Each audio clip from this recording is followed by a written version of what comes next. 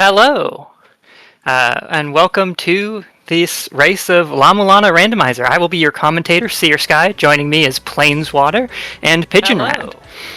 And welcome to and this race of La-Mulana. If you want to say hello, then Hello. Hello. Yeah. For as long as we're still here in the same race room, yeah. I'm really excited for this race. And yeah, best of luck, Pigeon Rat. It's my favorite randomizer. I'm looking forward to showing it off and I'm gonna have lots of fun. Yeah, there's a lot of features of this randomizer that hopefully Seer Sky is gonna be able to explain later on.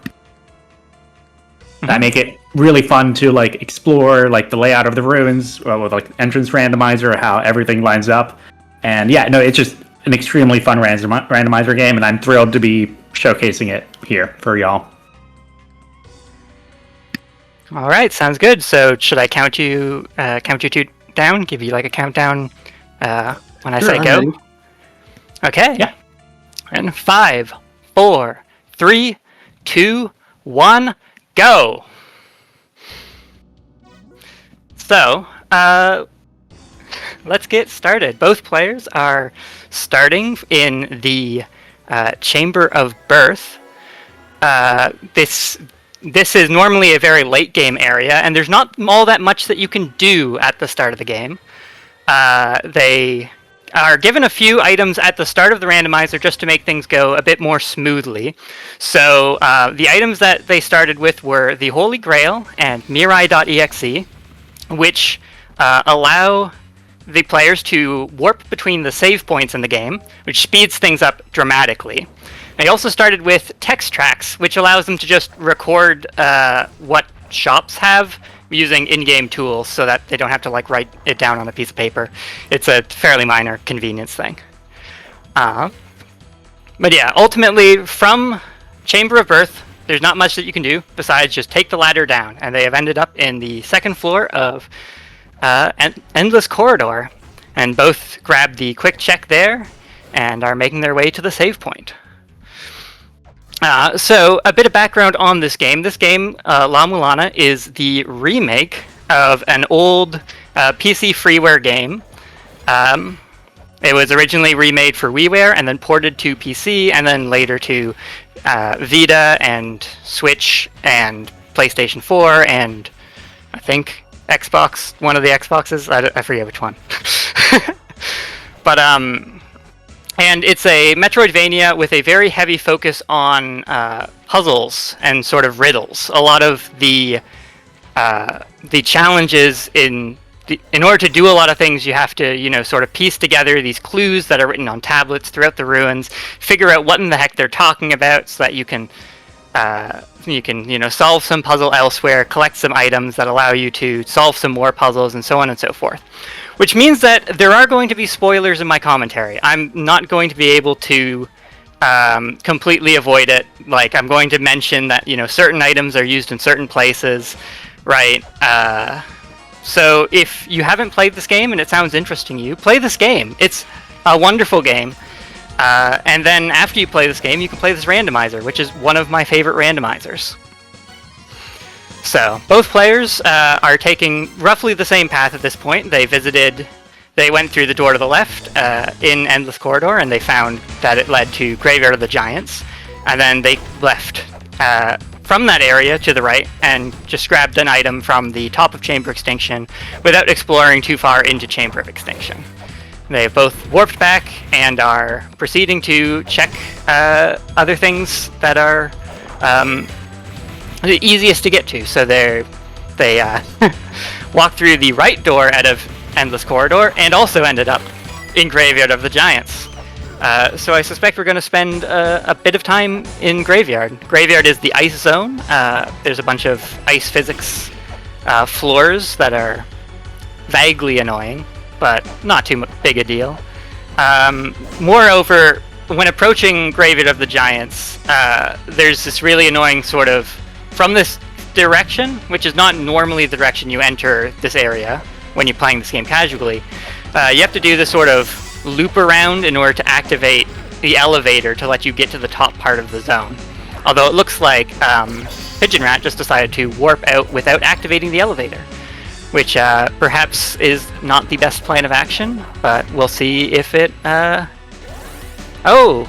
Planeswater there actually instead using a clever trick, a relatively recently in the scale of things discovered glitch in order to get up to the top of Graveyard of the Giants more quickly. Basically, you can warp away from a save point as soon as you start climbing down a ladder, and then the animation where Lemeza climbs onto the ladder at the start finishes where you warp, which allows you to climb down a ladder that doesn't exist through the floor and then get to this top part of Graveyard of the Giants much quicker than you ordinarily would. And that saves a bit of time. Both players ended up doing that to get up faster. See them collecting money from the pots that contain money there. And just going from check to check.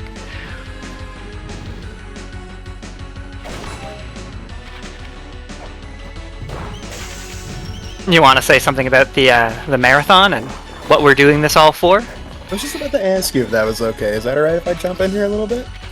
Yeah. Awesome. Thank you, Sears Guy. My name is Luffy, everybody. I'm here with you guys in the afternoon. I had some technical difficulties, but I seem to be up and running now. So, welcome to the Thursday pre-show, Final Fantasy Randomizer Summer Marathon 2025. We are doing a charity run here for the Liam Foundation. Their mission is to encourage, assist, heal, and empower our LGBTQIA+ community through respect, advocacy, and passionate hearts to promote thriving in society. We're very excited to partner with them again, and very happy to have this randomizer on. I'm not going to lie to you, Sky, I've never seen this game before, and I'm intrigued. It looks like it's actually kind of fun.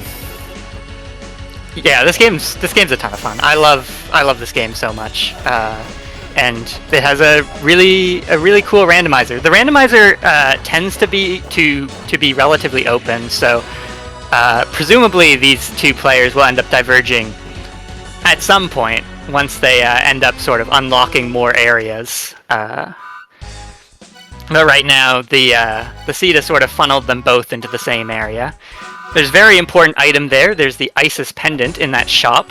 It looks like Pigeon Rat bought it, but Planeswater decided to instead...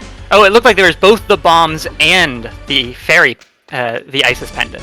And so Pigeon Rat took the Isis pendant, whereas Planeswater took the bombs. The Isis pendant is a go mode item, so Planeswater will need to come back and get that item later. Just guaranteed. But Pigeon Rat is also probably going to need to come back too. In order to, just because it is reasonably likely, although not guaranteed, that an important item requires the bombs. So we'll see how this plays out. So yeah, Pigeon Rat is heading up to Periton, who is a mini-boss, but this mini-boss can be skipped. The trigger for activating the boss, it looks like Pigeon Rat decided not to skip the boss. So,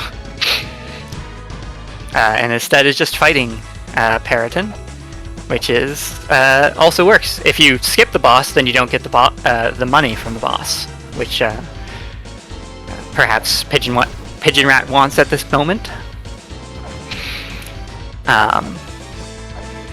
Both players very early on got the twin statue, which activates the gates that allow the players to navigate this area more efficiently as well, so that is a benefit. And it looks like Pigeon Rat, unfortunately, took a death to Periton. Periton is a pretty rough mini-boss, especially with this low health.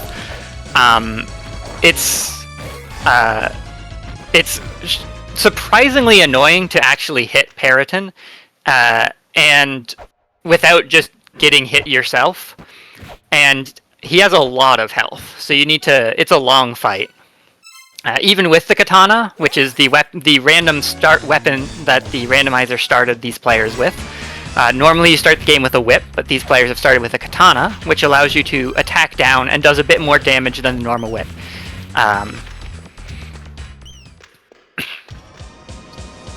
It looks like Pigeon Rat instead is now fighting Zoo using a strategy. When this boss has a time stop attack, but his time stop attack can be interrupted if you hit him during the animation of it. So these players are using... So Pigeon Rat is using a very specific strategy in order to manipulate the boss, and when it does the time stop attack, in order to keep keep Zoo from actually stopping time, which would allow Zoo to get a free hit in, and Zoo does a lot of damage. So good job on Pigeon Rat, and Pigeon Rat was rewarded for his effort with the Chain Whip, which is another weapon. This weapon does less damage than the katana, just a little bit, but it is faster and allows you to hit behind your head a little bit with the backswing of the whip, which comes in handy in various places. Planeswater, on the other hand, has decided to go back to Chamber of Extinction and navigate this area in the dark. The players are playing... the randomizer can be set up so that the flare gun, which allows you to light up this area, can be required before exploring it, but they have chosen to use settings where exploring this area in the dark could be required.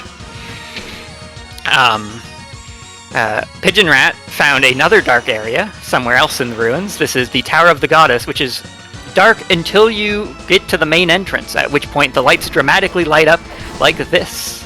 I don't know if the timing actually worked. I don't know what sort of delay the stream is on. But That's pretty good to me. Heck yeah. So, and now, while Pigeon Rat is grabbing a few checks here in the Tower of the Goddess, another glitch is being shown off on Planeswater's side. Planeswater has just done a cat pause. We call it a cat pause because it was discovered by the creator of the randomizer, the Zeroth Cat. Basically, by wiggling between two screen transitions, you get a frame where you can pause the game, and then you can unpause the game while the game is scrolling. And this causes things to load in early, before they're supposed to, and means that you can just walk behind the block and not solve this puzzle, which is convenient. It saves a small amount of time, and there is a big pickup on Pigeon Rat's side. Pigeon Rat has just got the boots. The boots let you move faster, which is good for going fast. But even more importantly, it will unlock the biggest glitch of the run, which you will see Pigeon Rat probably use somewhat shortly. Basically, with the boots, it is possible to clip just slightly into walls, and then once you're stuck in a wall, when you jump, the walls will push you down, which will allow the players to go through floors, and certain collision shapes will also cause the players to zip in certain ways. So they might be able to zip through walls to their right, or zip up onto a screen above, depending on how the area that they sort of clip into is shaped. Planeswater just picked up the Bronze Mirror. The Bronze Mirror is an important item that will allow Planeswater to use the gates that normally they lead between specific areas, but they've been all shuffled around. But there's certain gates between areas that are now able to be unlocked by Planeswater if she defeats the correct boss. And so that item is an important item. Sometimes it ends up not mattering because of the randomized transitions. Most of the places that you can get to through the doors, you can also get to through other means when everything is shuffled around. But at least one part of the ruins requires the bronze mirrors to get to. So we will see how this plays out. I should also note that finding Spring in the Sky, which was the area that Planeswater has been exploring recently and just left, is also fairly big because there's only one way in. And so that is an important area to know where it is. And it also always leads to Chamber of the Sun through that through the drain. The area randomizer that this game has is sort of interesting in that it isn't a complete free-for-all, right? If you go up through a ladder, like up off the top of the screen, right, you will always end up on, it will always connect to a ladder on the bottom of the screen, right? And similarly, if you go up through a door on the right of the screen, it will always lead to a door on the left of the screen.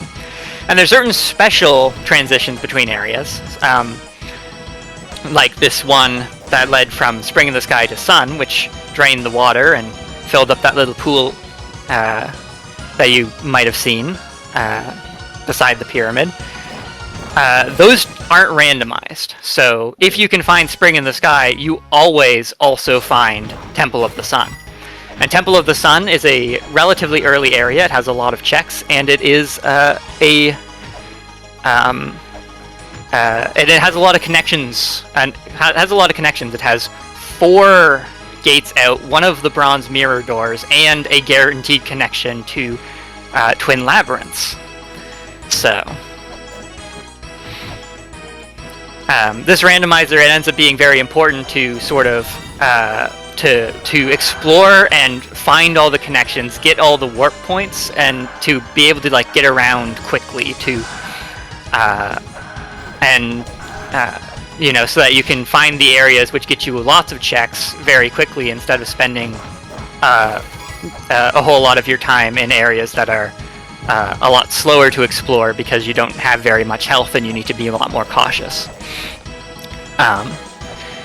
Pigeon Rat is heading to Inferno, and he's going to go and do another one of these cat pauses, which allows him to just walk straight through this block that is normally supposed to be solid, because it got loaded too early. And for that, he got rewarded with a full health refill, and he now has more max HP than before. So always getting combat upgrades, upgraded health, and better weapons or whatever is important, because the bosses in this game, especially the late game bosses, are fairly difficult.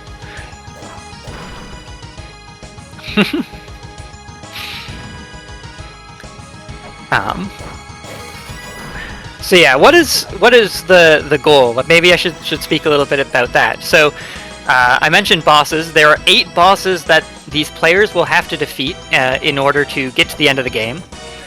In order to defeat these bosses, they'll have to solve various puzzles to unlock the bosses, and they'll also need an item to activate the boss fight. That item is the Ankh Jewel.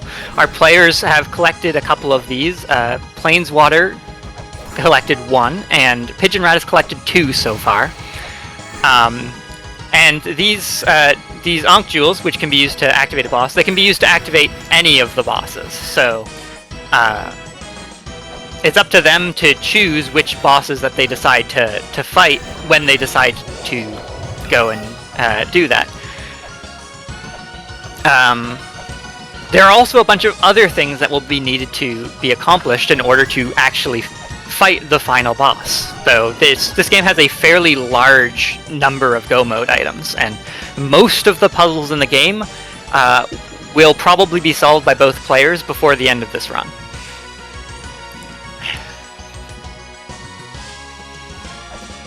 One unfortunate thing about Planeswater's routing is that she does not have the boots yet. And the way that Temple of the Sun works, one of its mechanics, is that, and it's really unfortunate too, but that up ladder just leading to the bottom of a statue that she can't get through. But, he... Whoops. Anyways. That he can't get through. So, but the way that Temple of the Sun works, as I was saying, is that you need the boots in order to be able to walk up these sandy slopes. And it makes getting around in Temple of the Sun substantially more annoying before you have the boots. But Planeswater's routing, Planeswater has not discovered the secret back entrance to Tower of the Goddess, which was where Pigeon Rat found the boots.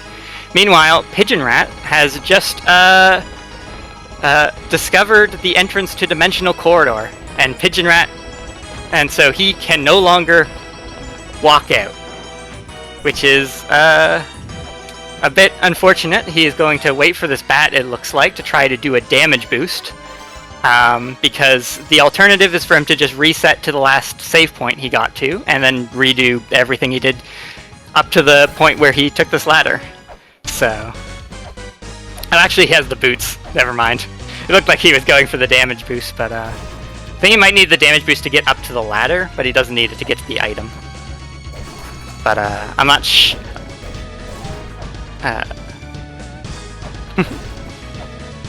Unfortunately, the bats are random, so we'll see how long he is here. Chime in real quick and say, as someone who plays Final Fantasy Randomizer, we can also say bats are completely random and terrible. Yeah. On Planeswater side, Planeswater, they just did the skip I mentioned earlier that allows you to skip that mini boss that summoned the blue shadows, Paraton, and with that, he has grabbed the Ankh Jewel and is just solving a puzzle here, killing these 4 witches, making a witch spawn, and then just leaving, because sometimes you just leave. Now it looks like it's thinking about where to go next, while Pigeon Rat is still waiting for a bat. There we go.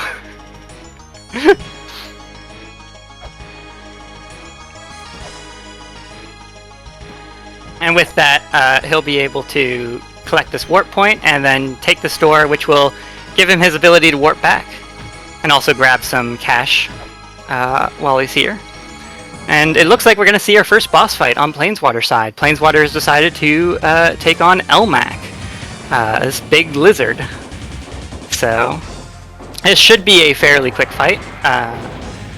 The katana is a decent weapon for this. So... well, we'll see how he does.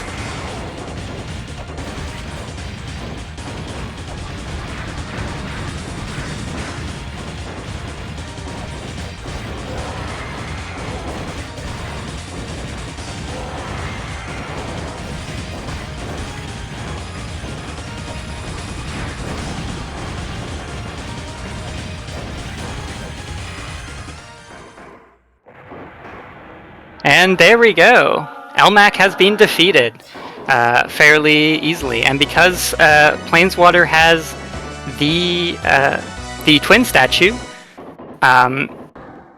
he'll be able to use this moment to unlock the entirety of Twin Labyrinths, which is a fairly large area with a lot of checks and has a lot of connections out to who knows where. So we'll see what routing that he goes with. Meanwhile, Pigeon Rat doing another cat pause, getting being able to store more bits of text in the text software. That's not particularly helpful, but there's all sorts of checks to look for, and it looks like going up that ladder in Gate of Guidance just led to the bottom of the Gate of Guidance, which is somewhat interesting. I always enjoy when the areas just kind of lead to themselves. And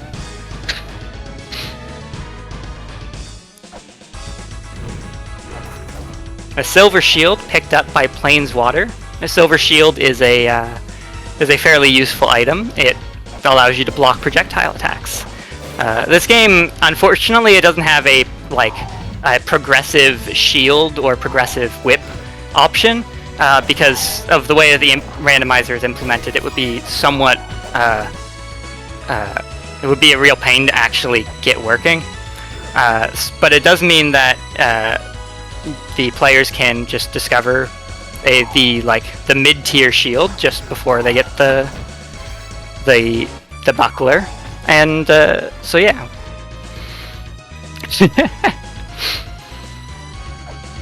Is that some glitch tech there with him walking across the ceiling like that? Walking across the ceiling, was that on Pigeon Rat side. Pigeon Rat side? Looked like he went through a no, door that on was, the top. in fact, that was just an invisible floor, because that's the sort of game that this is. You will sometimes just see the players walk on things that don't exist or go through walls that aren't walls, because this game likes secrets and hidden things, and it's that sort of game, you know. You can see that games are still holding true to that, even from years ago. Yeah. It looks like Pigeon Rat found the Fruit of Eden, and also found one of the entrances into the Gate of Illusion, which is the area that you unlock with the Fruit of Eden.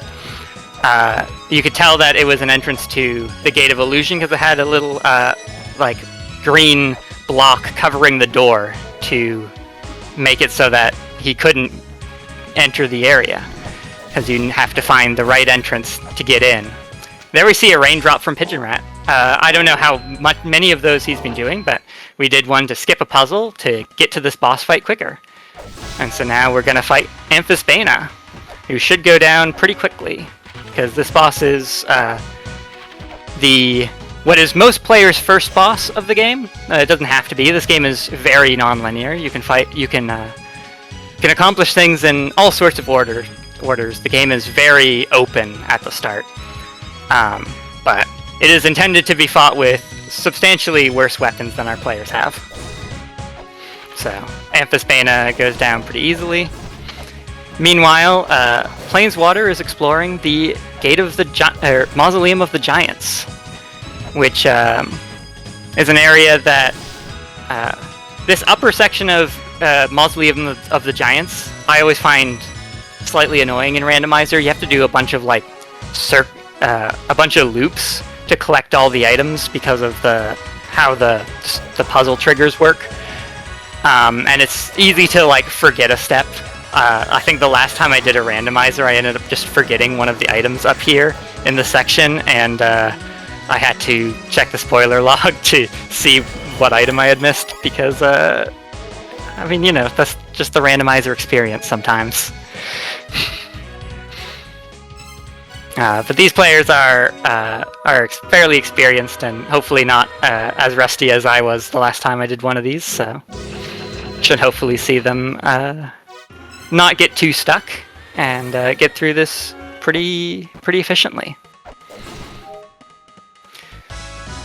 The longer that Planeswater goes without finding the boots, which might be a while, because Planeswater has found all sorts of avenues for exploration that are sending him all throughout the ruins in all sorts of directions that aren't whatever direction that Pigeon Rat took fairly early on to get to Tower of the Goddess. But the longer that Planeswater goes without the boots, the further ahead I feel Pigeon Rat's going to get, because walking, I think it's about like 2/3 faster. I forget the exact number, but walking substantially faster just allows you to get through the game so much quicker, collect checks, and it also allows you to clip through floors and sequence break the randomizer and, you know, take efficient routes that you couldn't otherwise take. And so as this goes on, we're gonna see Pigeon Rat just pull, you know, a bit further ahead over time as things go on. But you never know with Randomizer. Sometimes players can get lucky and end up in go mode substantially before others because of just the order they check things in. So we'll really have to see how this goes. And if I chime in a little bit here and just give a shout out to the reason we're here today? Yeah, of course. So thank you very much. So again, everybody, thank you and welcome to the Marathon, Final Fantasy Randomizer 2025 Summer Marathon. We are here in spirit of the Liam Foundation, whose mission is to encourage, assist, heal, and empower our LGBTQIA+ community through respect, advocacy, and passionate hearts to promote thriving in society. It's a really great cause. It's near and dear to a lot of our hearts. Some of us have family members that are part of this community. Some of us have friends that are part of this community. It's a really wonderful cause. very excited to be partnering with them again, and we hope to have a tremendous weekend for them. And yeah, thank you all for being here. And I'm gonna go back to watching this game because I'm kind of it's like Castlevania and like Indiana Jones all rolled up into one. I'm like kind of loving it. You know, there's actually a bit of a funny anecdote, which was, so this game has a sequel, La-Mulana 2, and while the there's a nice blog post from the developers, from Naramura, the main dev, where he talks about how he had never actually played like the classic Metroid or Castlevania games that give the Metroidvania genre its name when he made La-Mulana. The original La-Mulana, the PC freeware game, was a pastiche of old MSX games, and took a lot of inspiration specifically from the game Maze of Gallius. And so this game has a lot of sort of those old-fashioned design ideas, especially in the classic version of the game, which has like, this game has kind of awkward jumping physics, but the classic version of the game has like real classic awkward jumping physics, you know, that sort of thing. You can tell by watching them do the jumps that like it has that like feel where you can see like, oh, this jumping's awkward, but once you get a rhythm for it, it's not so bad. Yeah, the sort of way that it works is basically if you jump while holding nothing, then you have free air control while you're falling, right? You also gain free air control while you're falling if you touch a wall during your jump, but if you jump forwards, right, then you only get to control the speed at which you move forward. You can't stop or turn around in midair. Very interesting. That's why you see the players oftentimes, you know, they'll approach like a ledge and then they'll stop and then they'll jump so that they can sort of jump around the ledge, right? You have to, like, you know, because if you were to jump while moving forwards, then you wouldn't be able to turn around in midair.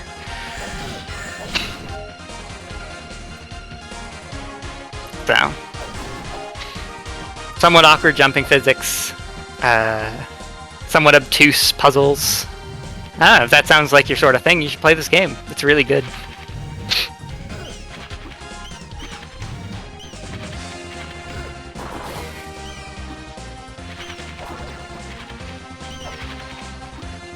Planeswater waiting for an opening to jump across the screen without getting knocked down by the togs, and just collected the shell horn. A very important item. If you've ever played a Zelda game, you know how when you solve a puzzle, it plays a little like jingle. The shell horn is the item that causes the game to play a little jingle when you solve a puzzle. You have to unlock that in this game. Unlockable fanfare, that's quite cute. Yeah. And then Planeswater having a bit of difficulty with this check here. You have to manage to avoid getting activate the trapdoor, but without, you know, falling down it, so that you can jump down the hole that it opens up to get to the item. Pigeon Rat is exploring the sides of the Twin Labyrinths, probably gonna check out the Little Brother shop and the corresponding Big Brother shop. There are two shops here that are paired, and you have to spend enough money at the one shop before the other shop appears to you. You have to buy a certain number of items, and it looks like the gun is at this shop. So Pigeon Rat now has the gun. The gun is a very powerful item with very expensive ammunition. And I do not know, because I have not been paying that close attention. Oh, there's a shop with bullets. So, as you can see, it costs 400 gold for 6 bullets. So, the gun is an item that has to be used fairly sparingly, but is very useful for making some boss fights easier. It also allows for a quick kill on the final boss. I am unsure if either of our players tend to go for that quick kill, but we will see when we get there.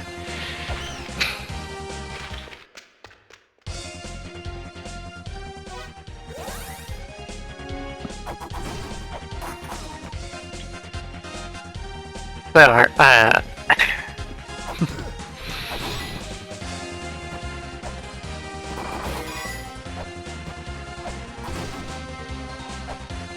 it looks like Pigeon Rat is heading towards the ferry spot here.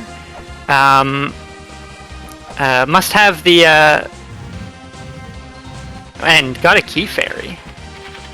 Very nice. I don't know if... Yeah, he just reset. It looked like he was going for a different sort of ferry. Yeah, he had bought Capstar, which allows him to force a luck ferry if he wants. So he can use a certain combination of software that he's obtained in order to force this spot to spawn a ferry that will cause item drops to be...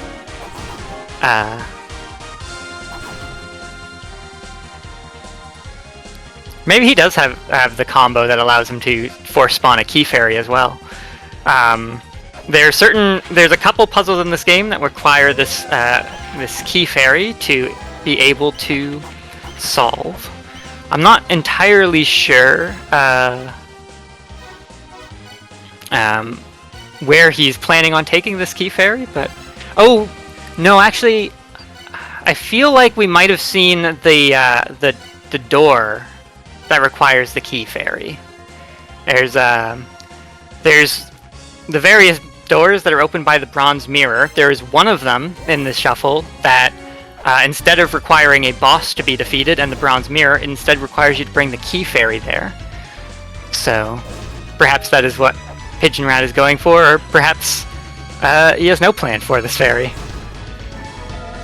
I am not entirely sure.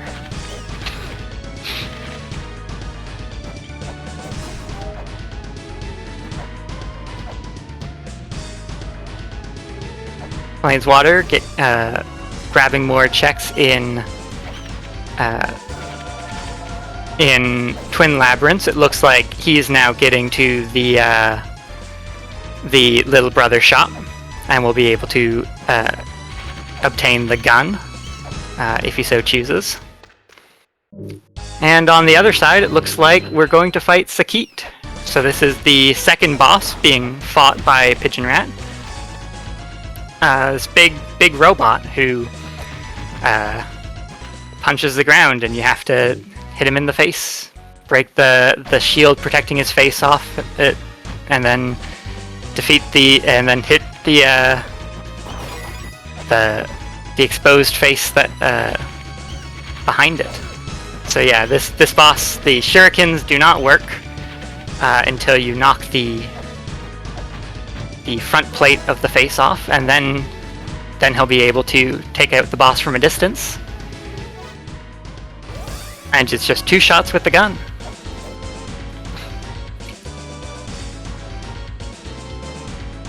So if people are curious as to how strong the gun is, the katana that the players have does 5 damage, the chain whip that they have does 4, and the gun does 12.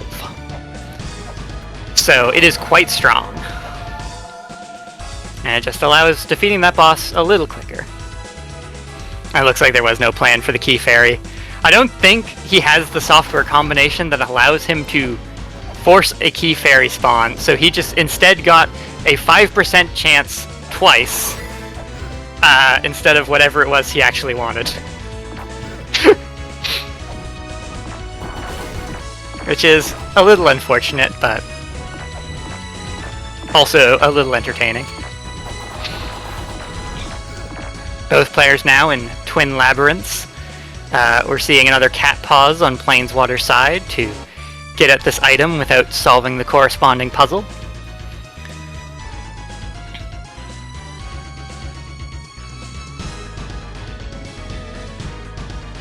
Meanwhile, it looks like Pigeon Rat is heading back towards Periton. To go and solve the puzzle up here, collect the check. did not manage to get the skip, so is instead going to fight Periton.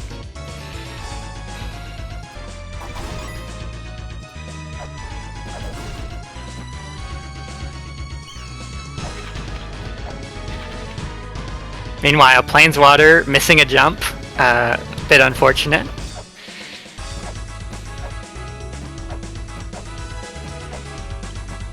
I believe both of these players are normally used to playing with boots given at the start, so they might be a bit unfamiliar with the slower walking speed and how it affects how you have to jump towards things.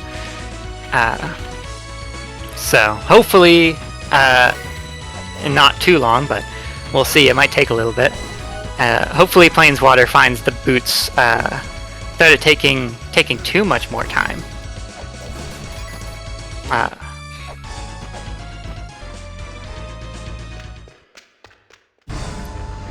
Looks like going up this ladder found the an isolated part of the Shrine of the Mother, and found the helmet. The helmet is a very important item, and it's because it allows you to not have your movement impeded by waterfalls. And it is required to be able to access the boss of Spring in the Sky, and as such is a Go mode item. So, a very important pickup there. Now it looks like Planeswater is making the trek backwards through the Chamber of Extinction.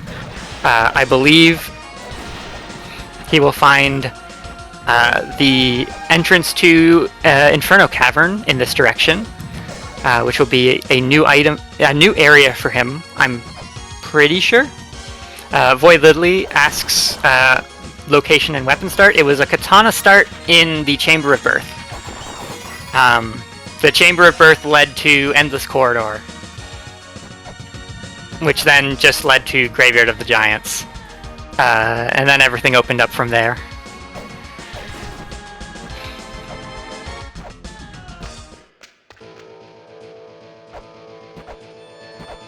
So yeah, Planeswater now making his way through the Inferno Cavern, gonna grab the checks here. Pigeon Rat coming back for the bombs. So, good job remembering that. We will see if the bombs end up being essential, but they are also very useful for certain bosses. Certain bosses in this game are very weak to the bombs, and because they do not have iframes. So the bombs do a lot of small hits very quickly, and so they're not very effective against bosses that have iframes because you only really hit them once with it, and it doesn't do very much damage to them. Unfortunately, it looks like Planeswater has just discovered the entrance into Dimensional Corridor, and unlike Pigeon Rat, who had the boots, without the boots you have to do substantially more damage boosts to get out of that area. So Planeswater just reset, instead of wasting time waiting for bats, which is a good call. So now with the helmet, he's going to go and explore Spring in the Sky, because now the upper area of this zone is accessible. Without the helmet, you just get stopped by this waterfall, and you can't get to the elevator. It looks like Pigeon Rat is going to find the helmet soon as well, so we'll probably. I forget if Pigeon Rat has found Spring in the Sky though. He might not have found it yet, because both of our players have taken fairly different routes throughout the ruins.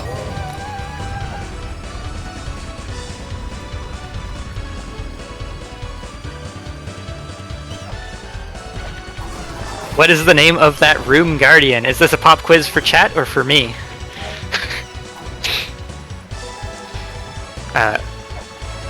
For whoever, says Void Lily in chat. That mini boss was Nuka-Lavi. I cannot tell you off the top of my head what mythology that character is from. But the vast majority of the bosses and mini bosses in this game are pulled from a wide variety of mythological sources. So there's bosses based off of Mesopotamian mythology. There's a bunch of bosses based on Greek mythology, and so on and so forth. This game is very very inspired by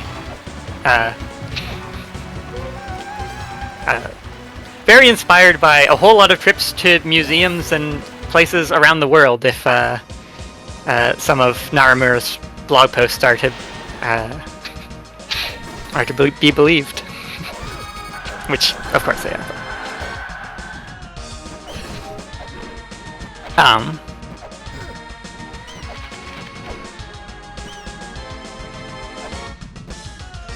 Yeah, our players continuing to go around looking for checks. That was it looked like Planeswater was heading back through Chamber of Extinction to Inferno. I forget whether the ladder that he had to reset from was the one going up out of Inferno Cavern. He might have to be going back in this direction in order to re-explore and actually, get to the save point of this area and get to the save point of Inferno Cavern and collect the various checks in there. It looks like Pigeon Rat has found a map. They are playing such that the only map that is in the that is in the item pool, all the maps have been removed except for the one that is relevant to a puzzle.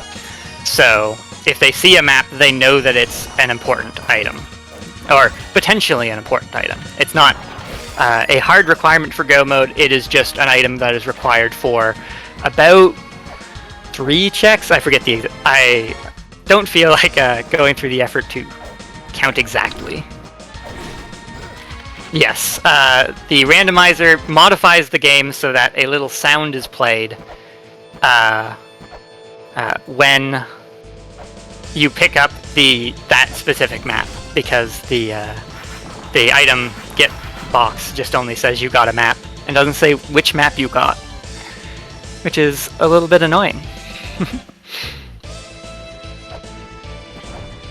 This randomizer, it has some limitations in the way that it was.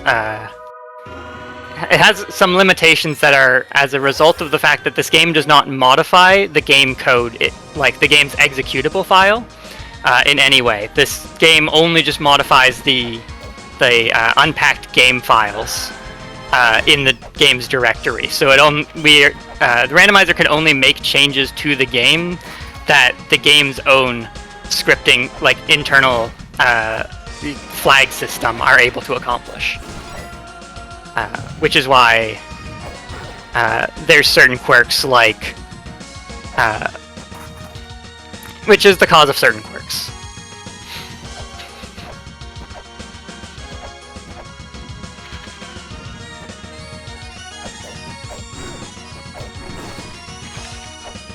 Planeswater again making this trip to Inferno Cavern. Feels like he's attempted to make this journey multiple times at this point, but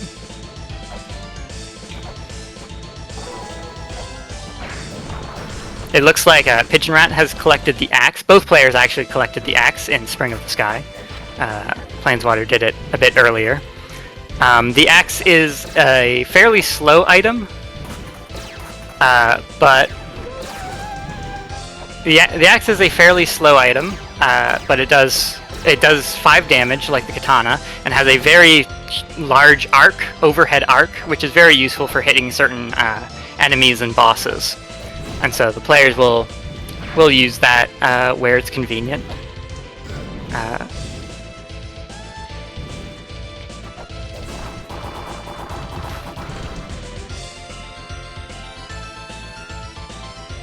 So yeah, if you were paying attention to Pigeon Rat's side, he did a thing where he hopped on the ladder near Spring in the Sky, and then threw a bomb, and just threw a bomb in his face, and it exploded. And this knocked him off the ladder, and falling down the ladder is faster than climbing it. And so that is a sort of convenient way to save a little bit of time here and there on longer ladders. Bombs are fairly expensive, so how worth it is, how much it is worth it to use a bomb just to climb a ladder faster is up to the players to decide. But it is very useful for saving time. Flameswater getting the woman statue, which is an important item for a couple of things. It is required for the general theme of La-Mulana is like most of the items, not all of them. There are various items that have no uses, but most of the items are useful for a couple checks, but not a huge number of them, right? So it leads to a sort of like interesting dynamic in the randomizer where you just kind of end up going everywhere in a really like scattered way, because you have to, you get an item and it will be like, this like lets me get these 2 checks, and so you go and grab those, and then you get an item that will allow you to get 2 more checks in just completely different locations, and you get sent all around everywhere. Pigeon Rat has the woman statue and is waiting on the screen with this interesting looking thing, and now the woman statue is the maternity statue. So this is required to solve a puzzle in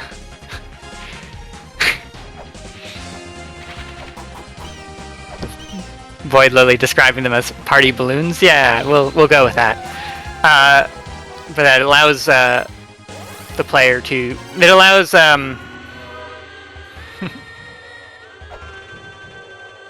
it will allow Pigeon Rat to solve a puzzle in the Temple of Moonlight, which is you can definitely get to if you have access to Temple of the Sun, because again that is one of the area connections that the randomizer does not randomize.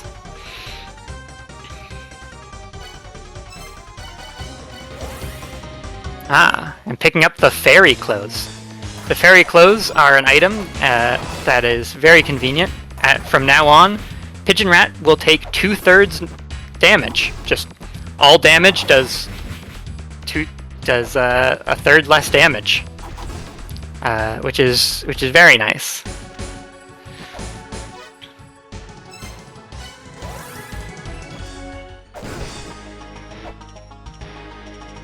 Planeswater, it seems, looking for somewhere to go next. Wandering around. We'll see where he decides to end up going. Do we have, it is, Do we have time for a donation? Oh, definitely. Awesome, thank you. So we have a $40 donation from Dark Moon. The comment is donations for Castlevania 2 randomizer seed names, 20 for the FFR Rando Marathon and 20 for FFR Pride Month. Thank you very much, Dark Moon, for contributing. Again, everybody, we are here for the Liam Foundation this weekend, a great cause. They're currently facing budget shortfalls due to reduced grant opportunities, which if you're keeping up with current situations and stuff, you've probably heard that word grant quite a bit, and it's important. People need that money for research. They need that money for just helping people. That's really what it is to help people, and that's important. So thank you, Dark Moon, and thanks, everybody. Appreciate you joining us today. Mm-hmm.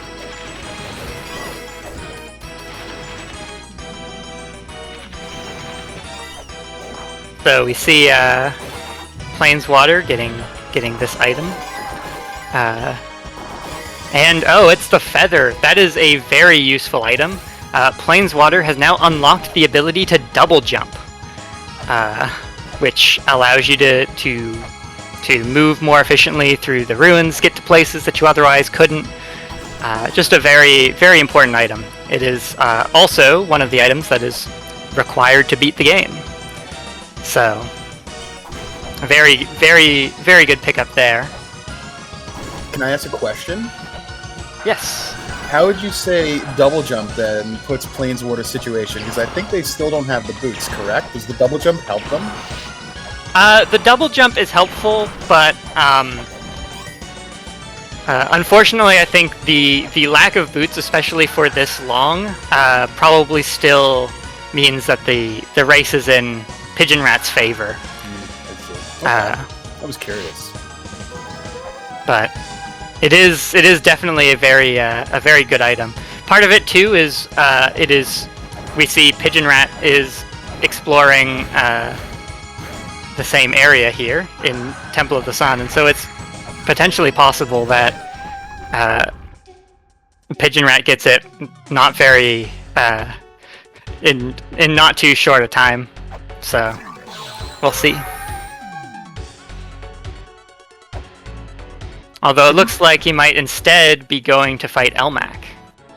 Can you explain a little bit about the falling interaction here? Are they like crumbling to the ground there, taking a second and then getting back up? How's that work? Yeah. If you fall too long, you land, you like face plant and get stunned, and then just have to wait a second before you can get up and start moving again. That is one of the things that the feather really helps with, is because you can double jump. You can jump a second time just before you reach the ground, and then not land flat on your face. Interesting. But yeah, Planeswater took the warp from the Pyramid and Temple of the Sun up to the Pyramid and Temple of Moonlight, and is now exploring this area here.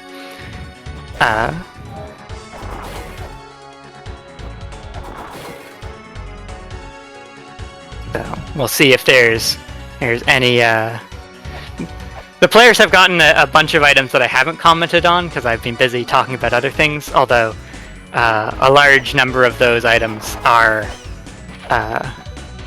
more minor in the scheme of things, but some notable ones are both players have picked up the knife, which is the weapon that Planeswater has equipped right now. It has a very short range, but you can attack very quickly with it. And so it ends up being quite useful, especially when exploring around, because the pots take 3 hits to break. And so whenever you want to break a pot, it's just very fast to use the knife for it. Now Planeswater has found the surface, this area that sort of loops around, a bit of a secret area that you can't see when at the start of the game. But because the game normally starts on the surface, but these players might take a bit before they actually are able to get to the surface.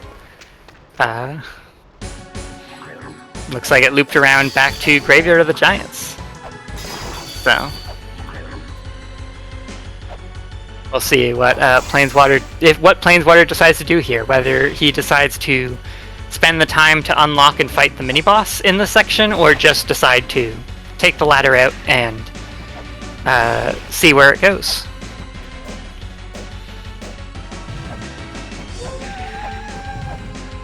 Pigeon Rat, in the meantime, is now also exploring Temple of Moonlight, so not too far behind on this particular path of exploration.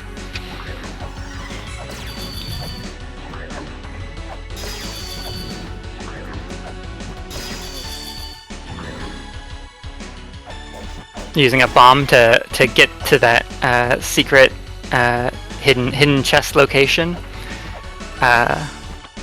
and then having to take a trip all the way back around to actually get the money that was there.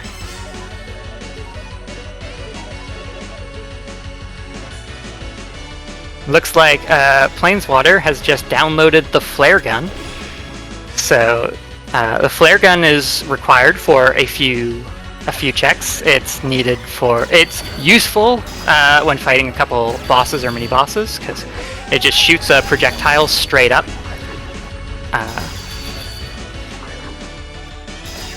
And yeah, so we'll probably see some use of that in certain places. And it looks like Planeswater is deciding to go and fight this mini-boss. So this is Kamaitachi, who does a lot of damage, but is fairly easy to manipulate. So he shouldn't have too much difficulty with this.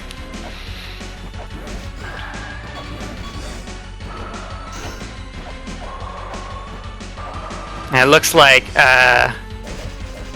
Pigeon Rat has got to this area that loops around, but is unable to progress because he doesn't have the feathers. So, actually, he is able to, but he needs to do a raindrop to clip into this wall here, and then jump. Looks like he's giving up on it. That might not be the alignment for it. So, to explain a little bit about the raindrops. So in order to do a raindrop, you have to walk exactly 1 pixel into the wall. And the Meza walks at 3 pixels every frame when you have the boots. Which means that in order to get exactly 1 pixel into the wall, you need to be aligned correctly.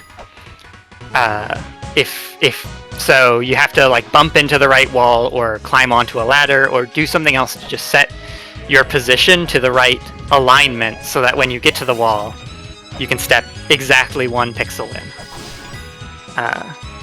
Raindrops are technically possible without the boots.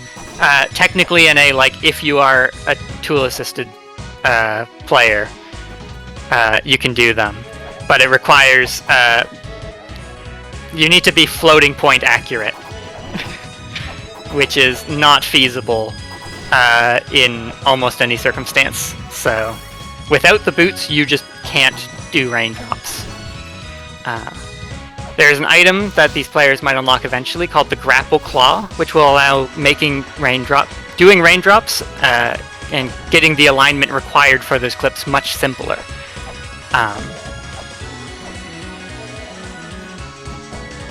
Planeswater heading in to fight Sakit. So this is his second boss.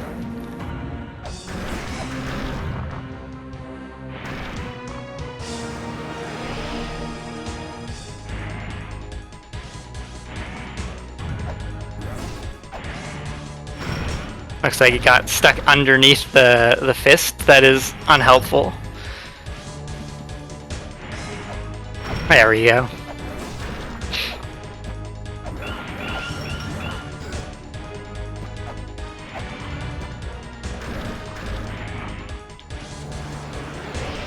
Yeah, Pigeon Rat decided to jump into the lava without the item that can protect you from the lava in order to open up this area here. So, I believe that is a sequence break with the randomizer logic that these players have gone with. So we'll see if Pigeon Rat is rewarded for sequence breaking and getting access to this area early.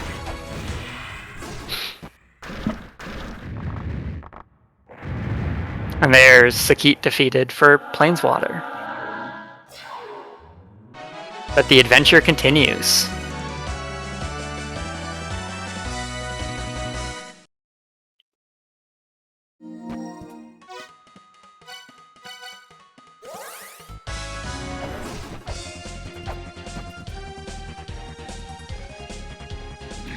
Looks like Pigeon Rat is going for a damage boost here, trying to use the bombs in order to knock himself up to the shop. And there's the hand scanner and move.exe. That is a very good shop.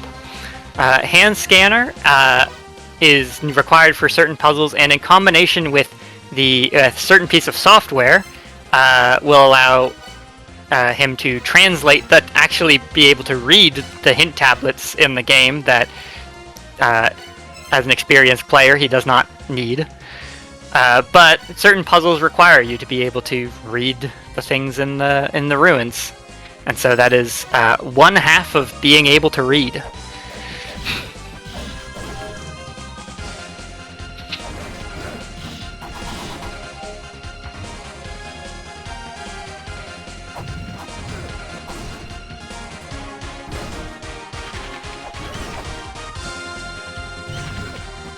Planeswater, without the because he does not have the boots, where Pigeon Rat was able to very quickly just clip through the floor to get to the boss in this area. Planeswater is having to solve this puzzle, very slowly pushing these blocks in order to get access to this boss fight, which is a little unfortunate. Now you get to, I guess, see the puzzle that got skipped.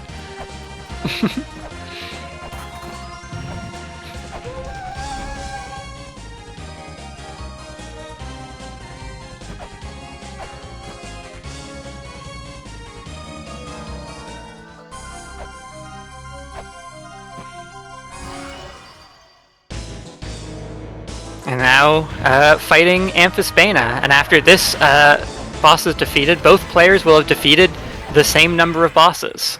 Amphisbaena, Sakit, and Elmac. That is 3 out of this game's 8 bosses.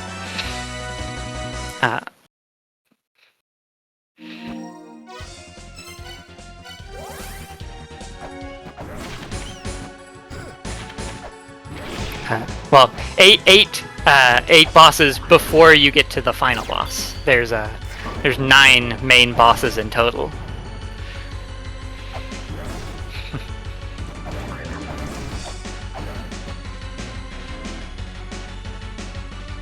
It looks like Pigeon Rat is thinking about where to go next. Getting ping-ponged back and forth by the enemies.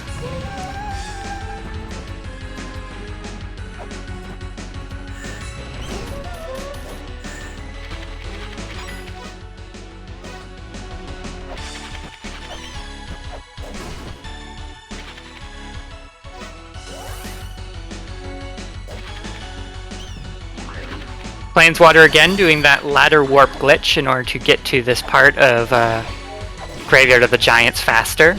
Again, the way that works is you can warp as you start climbing on a ladder, and then the animation where Lameza climbs on the ladder finishes in the place where you warp to, which allows you to climb through the floor. Which is a very interesting little piece of tech. And in the grand scheme of things, in terms of how long the speedrun community and the randomizer community for this game has been around, it's actually a relatively recent glitch to be found, and Planeswater picking up the Isis Pendant. So both players have collected both of the important items from that early game shop. And so Planeswater has brought the Isis Pendant to the Fairy Queen, and so now Planeswater will be able to have the fairies assist him as well.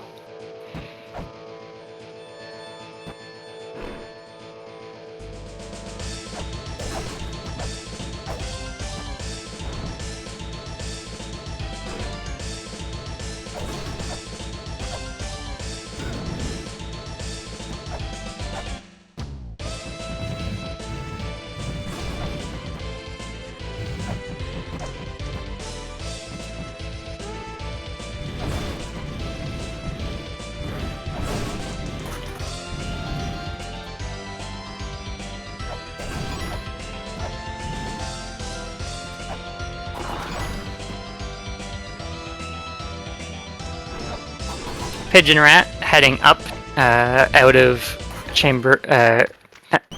Moonlight, reaching this area of Graveyard of the Giants through another means. This is the area that Pigeon Rat could not get to earlier because he couldn't, because he didn't have double jump, and so could not get up to the bit on the surface with the other entrance leading to this section of the ruins. And so with that, he will also be able to download the flares.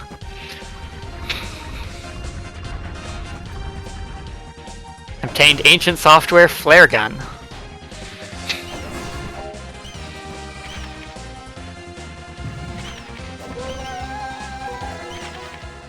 Planeswater collecting the shuriken.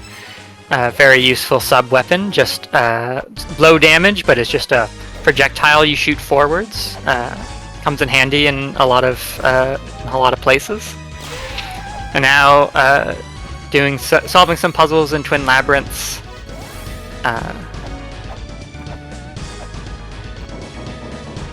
Yeah, now Pigeon Rat's gonna get this item that was just out of reach earlier. The Gauntlet.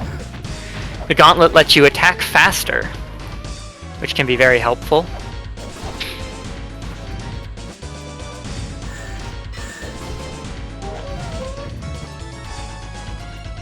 You can see the players often using in terms of their sub-weapons. Both players have also obtained the Chakram, and have been using it a fair bit. The Chakram is a very high damage sub-weapon that has fairly limited ammo, but the catch is that you can catch it. The Chakram returns to you, and if you catch it, you get your ammo back, so you don't spend any... So it is effectively free to use, so long as you can actually, get the... so long as you can catch it. And it does a fair bit of damage. Without their right now, for both players, it does 6 damage, but there's an item they can get as an upgrade that will make it deal 12, which, if you remember from my earlier digression about the gun, that is the same damage the gun does. So, the Chakrams end up being very strong. It looks like Pigeon Rat has decided to go for a bit of a strange, I don't know if strange is the right term. I have not been paying enough attention to know if this is his only option even. But he has decided to head towards Endless Corridor, Dimensional Corridor, without the Dimensional Key. So this means that while he is here, all of these mini-bosses that he's fighting will respawn. They will not stay dead. But there are a couple things that you can do here without the Dimensional Key. There is an item. There are 2 items that you can get, one of which requires a glitch to get. But I am unsure why Pigeon Rat would be fighting this mini-boss, though. This allows...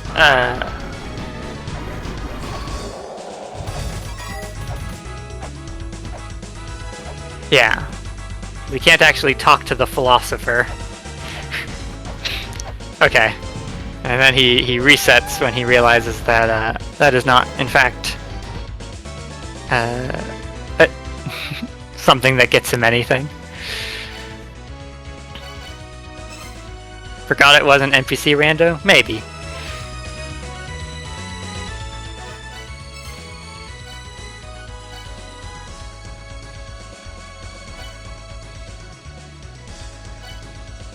Looks like Planeswater has picked up the Chain Whip, another useful weapon in the collection.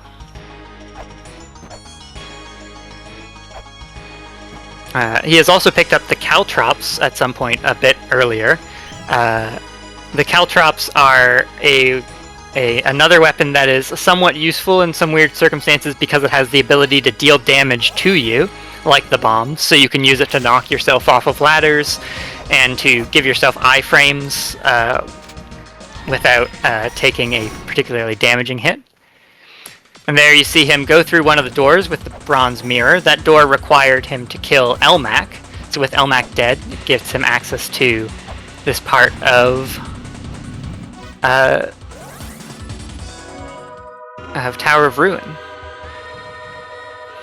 And also choosing to make that dive into the lava in order to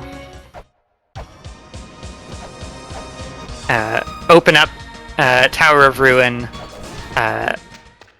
without it being in logic. Do we have time for a quick donation or two? Yeah. Awesome, thank you. So we have a $10 donation from M2's to M2. Put this toward Yu-Gi-Oh! File name to be our favorite Kidnappy little brother, Mokuba. And we also have a $25 donation from Anonymous with no comment. Anonymous, whomever you are, Thank you very much. And let's go Mokuba, favorite little brother who's always kidnapped. Thank you very much. And now, finally, Planeswater has found Tower of the Goddess through a completely different entrance than the one that Pigeon Rat used very early on. So we should see Planeswater get the boots soon, which is going to be a very big for him. It will allow him to stop falling behind on just walking.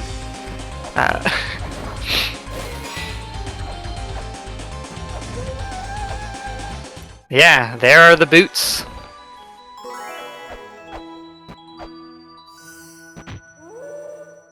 And so now Planeswater is walking quickly and also has the ability to clip through floors. Now we'll see how well these two, how well Planeswater is able to catch up.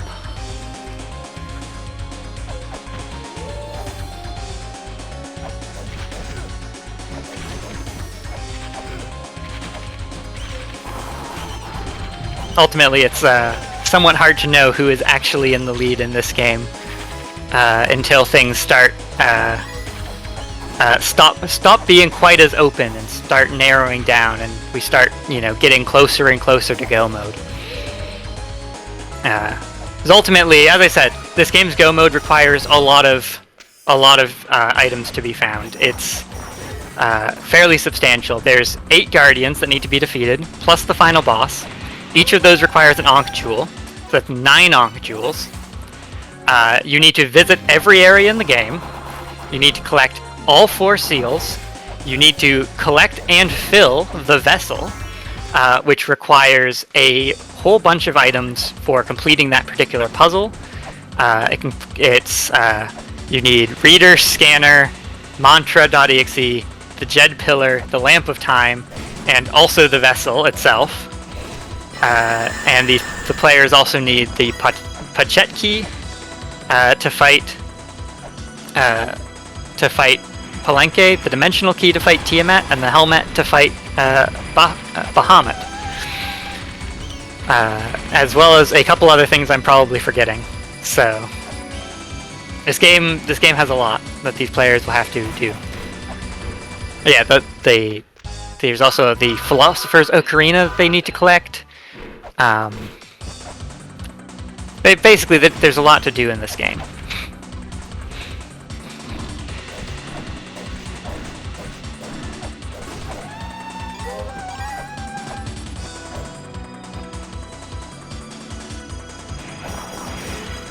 It looks like Planeswater has picked up Lonely House Moving and the Scanner. I mentioned what the Scanner did earlier, but I never explained what Move.exe does and why it's useful.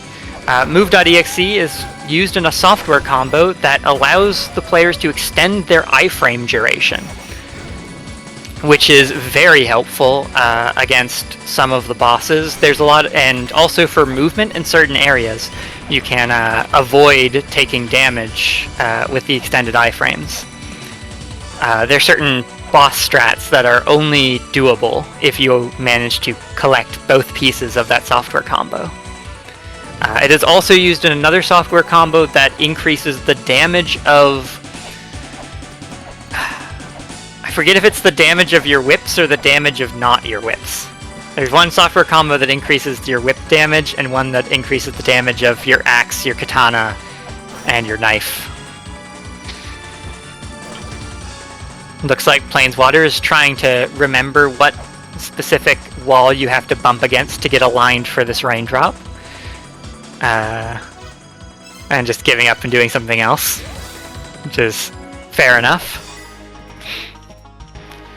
So yeah, once the players get the Grapple Claw, doing raindrops, which is the glitch that lets you clip through the floors, becomes substantially easier because you just can very easily set up against the wall that you are trying to clip into. Whereas before you get the Grapple Claw, you have to figure out what exact wall you need to bump your head against in order to be lined up just right. So you can see Planeswater did a raindrop to get into this area with the puzzle that he already solved.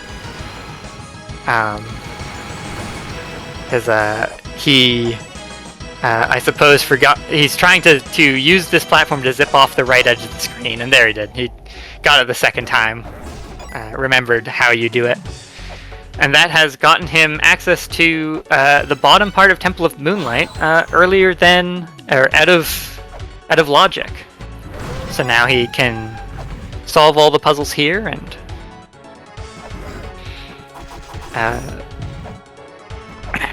which is there's a shop that he can visit and see what it contains, and he can also visit but not defeat, I don't think. I do not believe he has the required item for it, but he will be able to visit the Anubis mini-boss. And visiting the Anubis mini-boss, even if you don't defeat him, is a requirement for a check in this game. So it is worth his time to visit the mini-boss, even if he can't beat it. We see Baphomet being fought by Pigeon Rat. This will be Pigeon Rat's 4th boss. This boss has 2 phases. The first, she is stationary and loops through a small pattern of attacks. These lightning bolts, the fire pillars, and the spread shots that fly out. And then she transforms into her second phase, where she summons 4 witches to aid her and teleports around.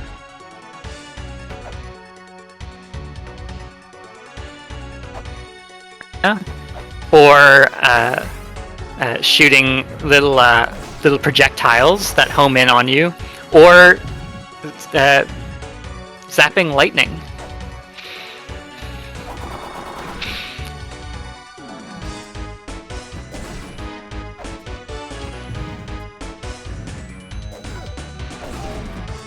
So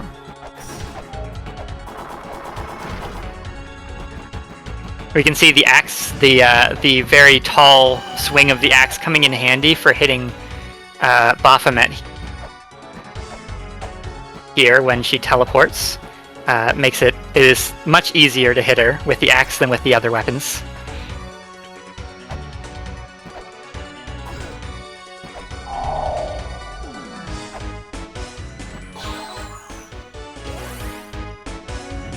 Baphomet should be pretty low on health at this point, so should be seeing should be seeing her defeated soon.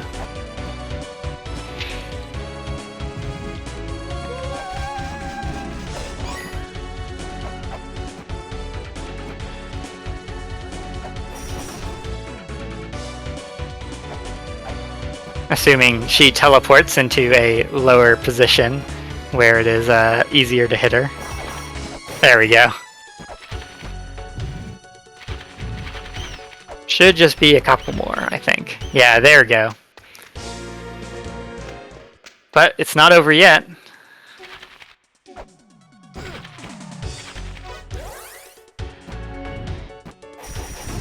Pigeon Rat showing off by staying in the middle and not dying.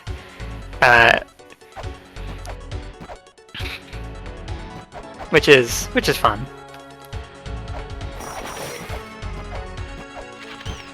Did not successfully dodge all the flames, however.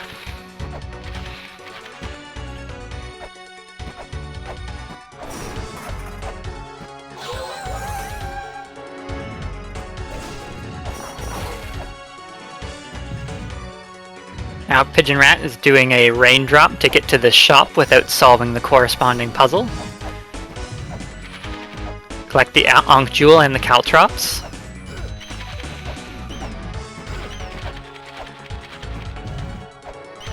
Meanwhile, Planeswater just solved a fairly long puzzle sequence. This is a fairly long check Planeswater just did, and for it he was rewarded with the Mulana talisman, which allows you to open cursed chests. There are a handful of chests that are cursed, and you need this item to open them. And the randomizer just randomizes what chests those are. So it might be required to get an important item, or it might only allow Planeswater to open a couple chests with $30 in them. We'll have to see.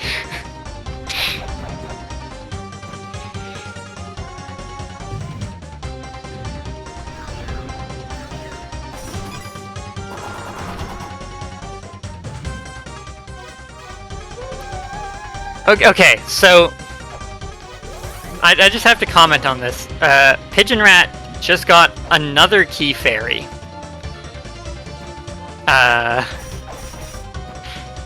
Pigeon Rat has had absurd Key Fairy luck because he does not have the software combo that allows you to just force it. So it's a 5% chance. So 3 times in this race so far, out of, I don't think it's been very, I haven't been, keeping exact count, but it hasn't been very many times that Planeswater has summoned a fairy, and 3 of those times he's rolled a nat 20.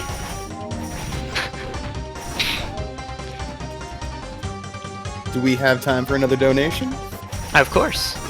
So we have a $25 donation from Sylvia S7. Mecklin asked them in chat where would they like the donation to go toward, any incentive in particular, and they chose the bid war for the FFR naming for the FFR race. So that should be a lot of fun. 4 characters, but we can get creative with that for sure. So thank you for the donation. And again, everybody, we are here for the Liam Foundation, whose mission is to encourage, assist, heal, and empower our LGBTQIA+ community through respect, advocacy, and passionate hearts to promote thriving in society. It's a fantastic cause. I know I have family members that are part of this community, and I know I have friends that are as well. I'm sure you guys out there do as well. So any help at all would be a great cause. There's, just a lot going on, and everybody can use a hand, and a little bit of kindness goes a long way. And just thank you for being here. Even just watching is a great, it's just great to be here doing that and supporting this awesome randomizer, which I'm enjoying. So thank you, everybody. And I'll get on out of here for a minute. Thank you very much.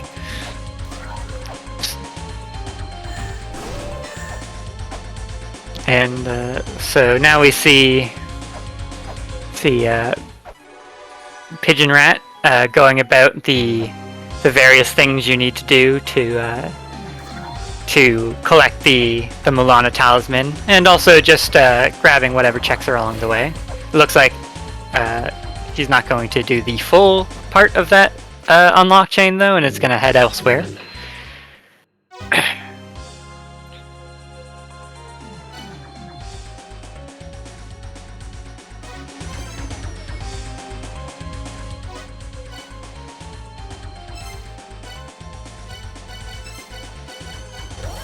Some indecision, it seems like.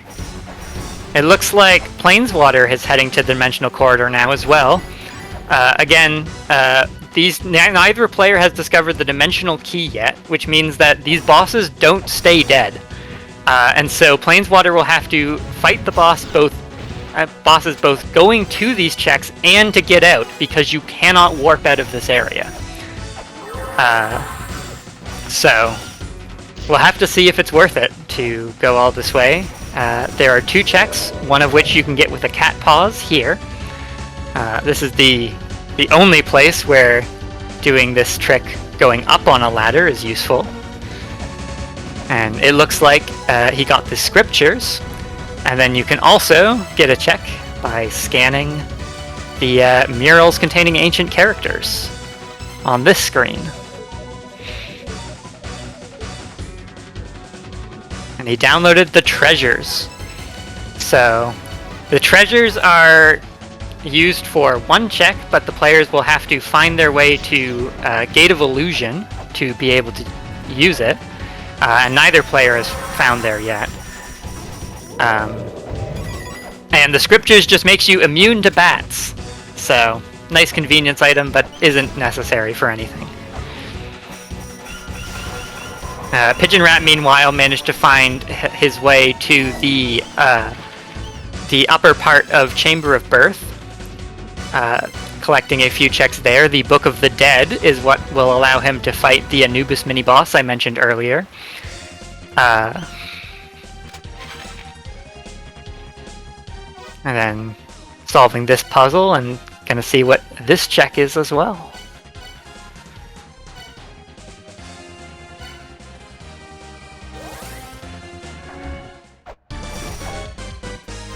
And that is one of the map softwares.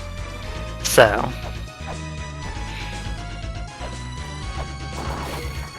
there is there are a couple checks in this game that require you to have looked at your map. So the map software is not completely useless. I mentioned that there is a map that was useful in the game as well, and that's related to that. Pigeon Rat discovered the front entrance to the surface, which is blocked off, and so there's just a little teleporter to kick him back out, so that he could go and go elsewhere. The surface ends up in Entrance Randomizer. The surface, which is normally the starting area of the game, often ends up weirdly locked off because the main way you enter the ruins only opens up if you walk onto the screen from the rest of the surface, and it's just blocked off otherwise.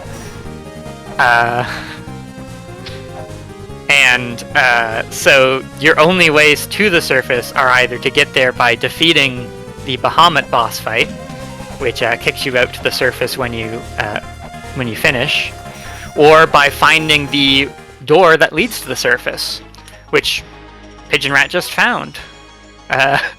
Funny how that works out. There are quite a number of checks here on the surface, so...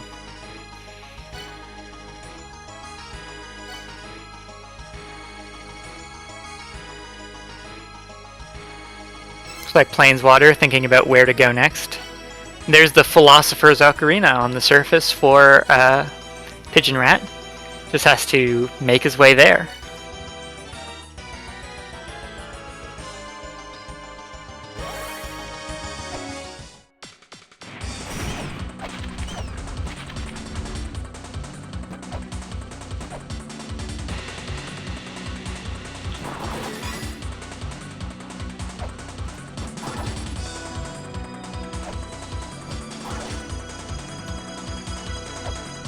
So yeah, the Philosopher's Ocarina is one of the Go mode items, so getting to the surface is very, very helpful. It looks like it is also an item that isn't required until you are very close to the end of the game, though. So it looks like Pigeon Rat is actually deciding to just leave that item for now, and go and collect everything else on the surface, and then wait. He'll probably collect that item after he defeats Bahamut, because Bahamut leads you to near where that item was. Here's the Vessel, another important item required to beat the game. And now, with access to the surface, we'll be able to... There are 3 shops up here, which is a lot of potential items, as well as whatever item Zelpud gives us at the start of the game.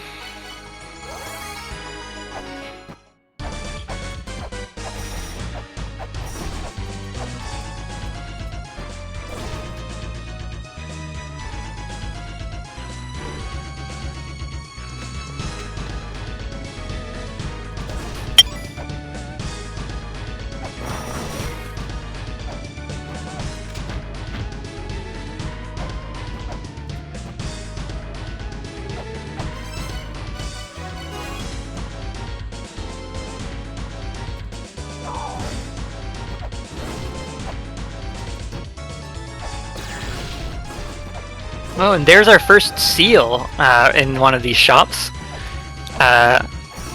These seals are used to solve certain puzzles in the ruins. They're numbered 1, 2, 3, and 4. Pigeon Rat just got seal number 3, and so the random seal incentive did not get met. So these players just are able to know exactly which puzzles that seal is relevant for. If the seal incentive, if the seal randomizer incentive had have been met, then which seal corresponds to which puzzle would be all shuffled up, and so the players would have to keep track of that as they're going through in order to remember which puzzles to go back and solve once they get the relevant seal. Similarly, there is an NPC randomizer incentive that also did not get met, which shuffles around all of the shop and NPC locations, and so requires you to remember where all of the various like NPCs that just give you a little hint are, and also be paying close attention to which NPCs or shops have puzzles associated with them, so that you can actually do those puzzles when you eventually find them. Planeswater defeating Baphomet and deciding not to be fancy and try to dodge the flames, and instead just hang out on the right-hand side of the screen, where none of the flames reach, which is very convenient. But now both players have defeated the same number of bosses. Pigeon Rat, in the meantime, has been farming money by just going back and forth between these two screens with the Luck Fairy and breaking these pots. Because there's 4 pots here, and you can just break them and get a whole bunch of money. This is the fastest way to farm coins in the game.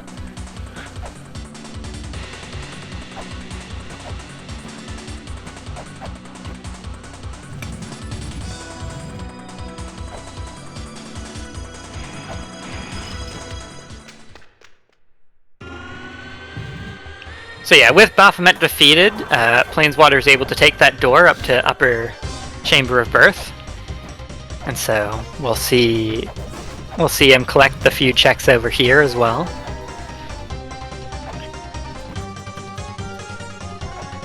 Collecting the Keyblade. I don't think Pigeon Rat ended up collecting that one, but instead just sort of left that puzzle for later, I suppose.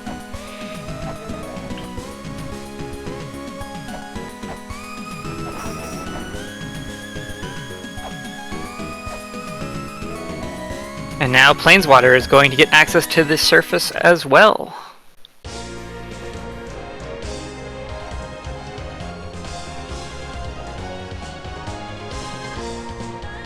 Oh, and that's a very big upgrade on Pigeon Rat's side. The thing that Pigeon Rat was farming money for, which I had not caught until now, was the Flail Whip. The Flail Whip is the most upgraded whip, and it does, I think it's, is the highest upgraded whip. I think it does 8 damage, but I'm not sure. It's very strong. It's very strong, attacks fast. It's perhaps the best main weapon in the game. And so that's a very big upgrade.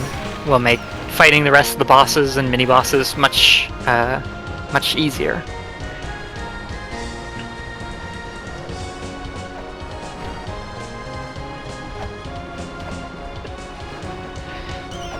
Planeswater deciding against leaving the Philosopher's Ocarina for later, instead deciding to pick it up immediately. Planeswater might have decided to go for it because it's a bit easier to do without having the feather. Because something that, you know, is relevant is that Pigeon Rat still cannot double jump. That item was found a fair bit ago on Planeswater's side, but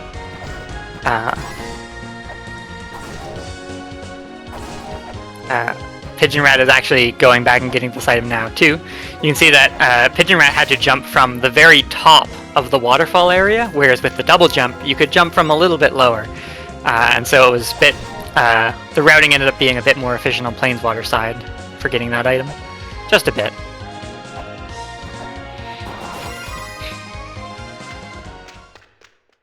So yeah, now we get to see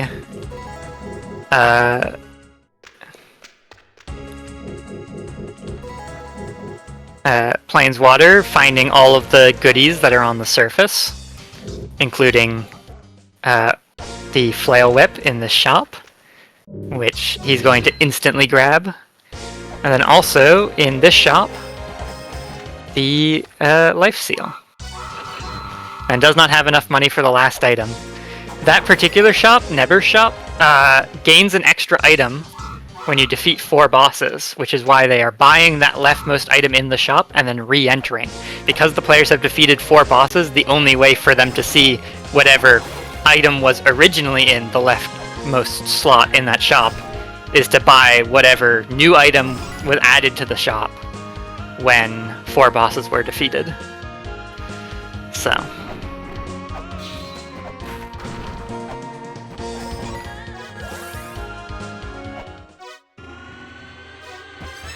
now it looks like Pigeon Rat is trying to roll for a particular type of fairy.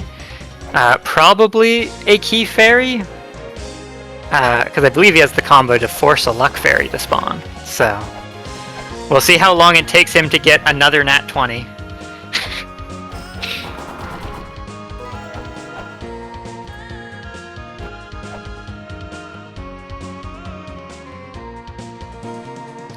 Meanwhile, Planeswater, who didn't go through the rest of the path in Chamber of Birth, is going to get to this section of Chamber of Birth through the front door of Surface. Ends up being fairly efficient routing, I feel like. With that key fairy, Pigeon Rat is rewarded with like 30 coins. So... but also the knowledge that that item isn't valuable, for whatever that's worth.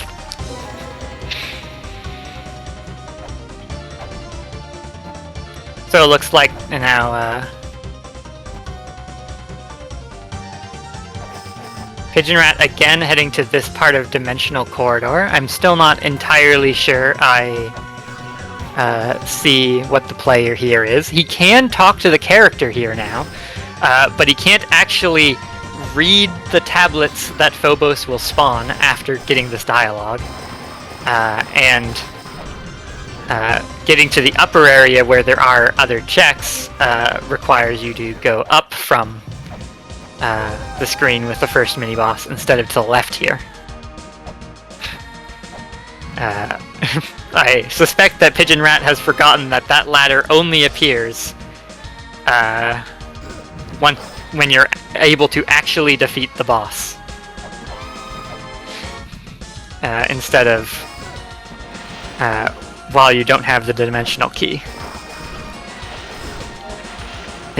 Or while you don't have the dimensional key, that ladder up doesn't show up. So... oh, but...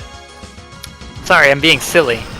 Pigeon Rat can't take the other route up because he doesn't have the feather. Aha, that's what it is. So, thinking you might be able to get up to that part of Dimensional Corridor, but unfortunately unable to.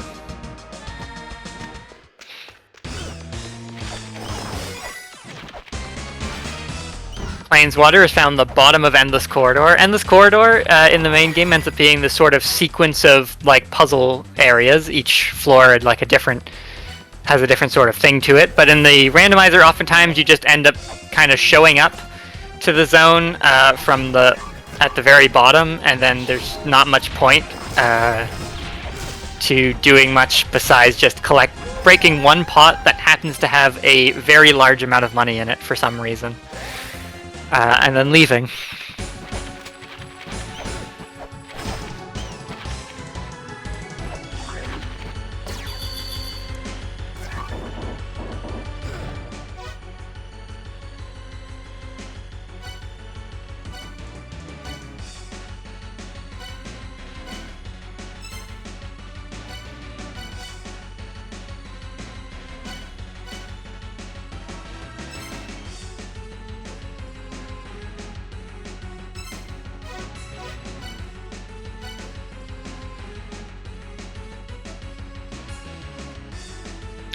And Pigeon Rat, checking this entrance here, has the Fruit of Eden, so we will be able to see that Eden is in fact an illusion, and now be able to explore the Gate of Illusion.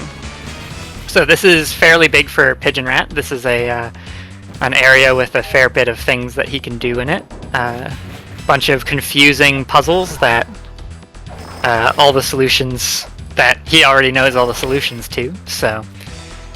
And also has the ability to go through floors, which Planeswater is doing right there to get to the 3rd floor of Endless Corridor without solving the puzzle or having the needed item. Little sequence break from Planeswater will pick up 2 checks from that. Chest with nothing in it but a single weight.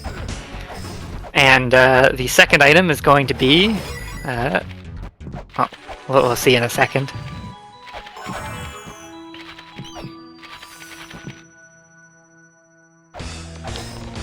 More health, which is helpful but not necessary. Both players, I think, are strong enough players that they'd be able to beat the game with the amount of health and the combat equipment they both have at this point, so more health is just bonuses.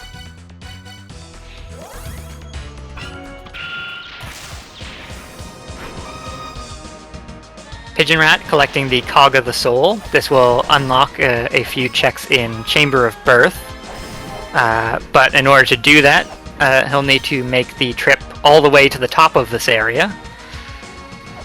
So.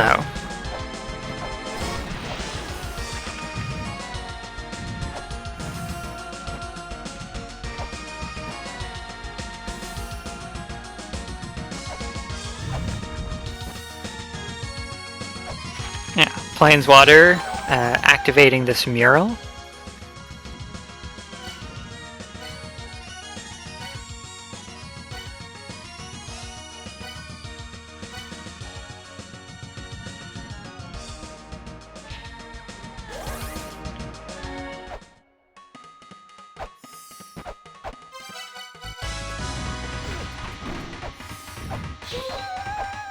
We got a couple minutes here for me to just give a shout out about what we're doing here today. Yeah, sure. Awesome, thank you. So again, everybody, welcome to the Final Fantasy Randomizer Summer Marathon 2025 edition. We got some La-Mulana randomizer going on right now. Very cool to watch. It's like Indiana Jones meets Castlevania. I've been loving it. But we're here specifically for the Liam Foundation. It's a great cause. It helps LGBTQIA plus community.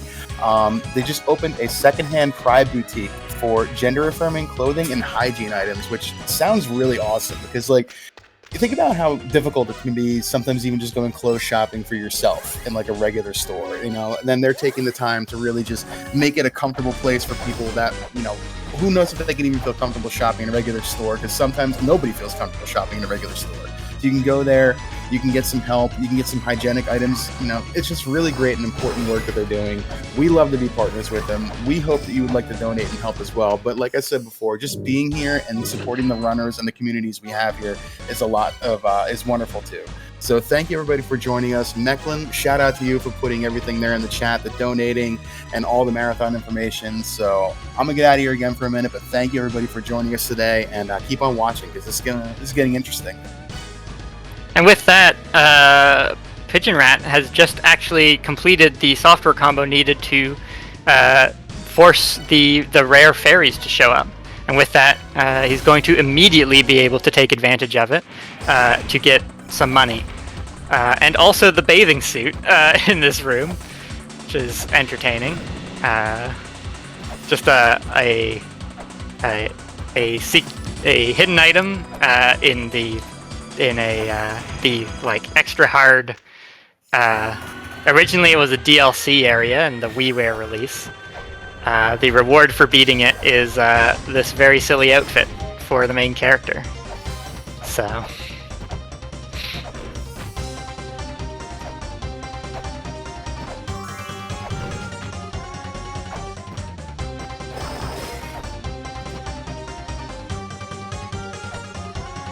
Planeswater trying to set up a raindrop here, and then deciding against it.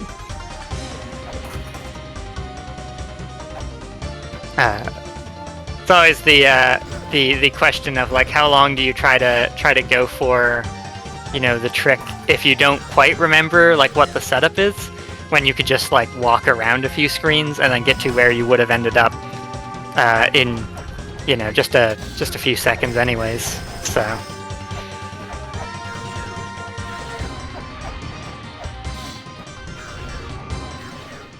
but here Planeswater is going to be able to raindrop out of here and be able to access the Palenque boss fight. Meanwhile, Pigeon Rat just jumped into lava and didn't take very much damage, even though he doesn't have the item that protects you from lava.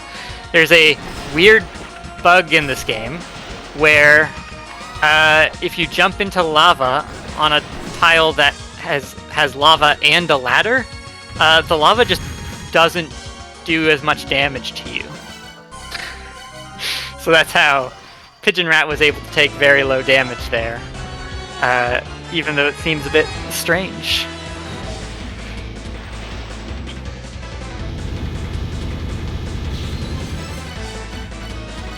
So yeah, we have a boss fight up on Planeswater's screen. The game is now a shmup.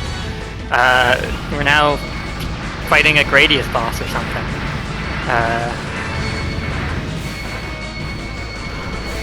Planeswater is going in and trying to use a melee weapon, using the katana, which hits down just enough that you can hit Palenque without being in his hitbox. And with that, that is the 5th boss defeated for Planeswater. Meanwhile, Pigeon Rat has discovered the Shrine of the Mother,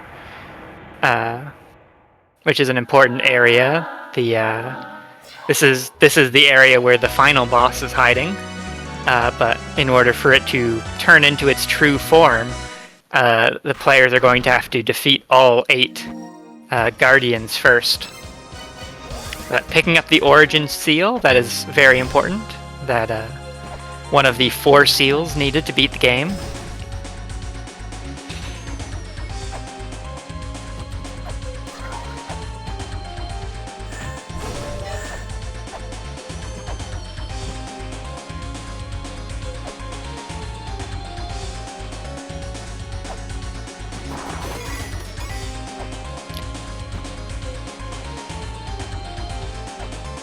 And also the Key of Eternity, which is used for getting access to Endless Corridor, except our players already have access to most of it through the ability to clip through floors. It also is needed for a check elsewhere. You need to hold it up in front of an infinity sign somewhere in the ruins. Planeswater has found the Oxhead and Horseface mini-boss, so we now get to fight off against the Guardians of Hell from Chinese mythology.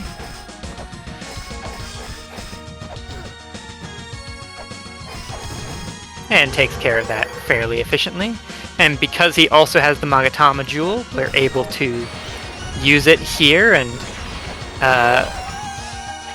activate a mural elsewhere in this zone where Planeswater is going to be able to scan it for an item. And now taking a ride on the shoulder of this big statue in order to get up to this ladder and see where it goes. Meanwhile, Pigeon Rat is looking to do a zip into, or giving up on it, I guess, was attempting to do a zip into that column of lava, just to be a little bit lower down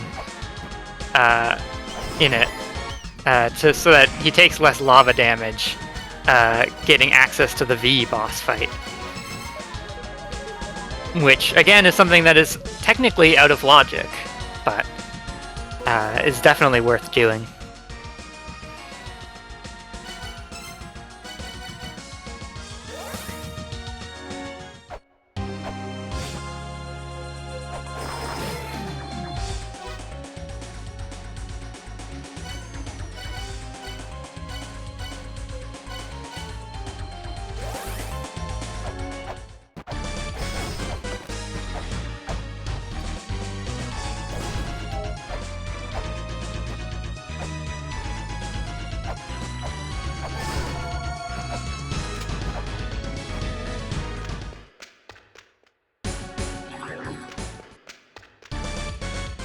And so yeah, it looks like Planeswater is, or no, Pigeon Rat is heading down to the V boss fight. So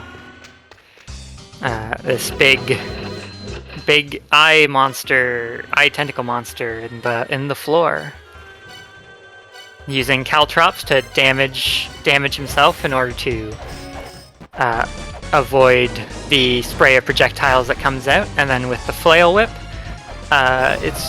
you can easily defeating the boss in one cycle.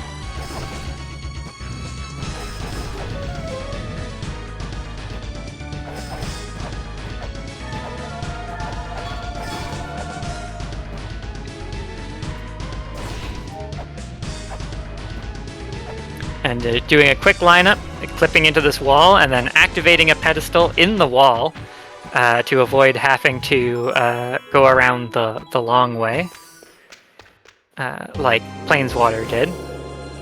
And then going to check the shop up here to see if there's anything interesting in it.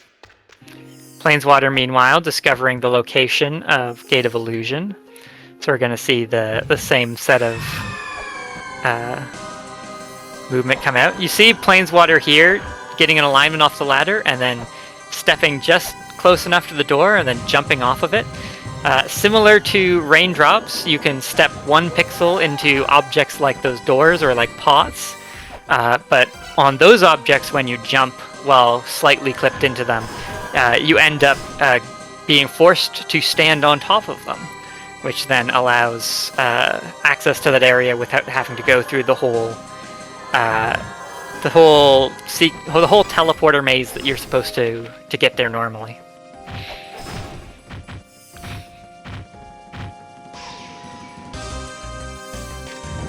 Pigeon Rat now discovering the bottom of Endless Corridor, so we'll see him also pick up this 100 coin chest pot. Or that 100 coin pot.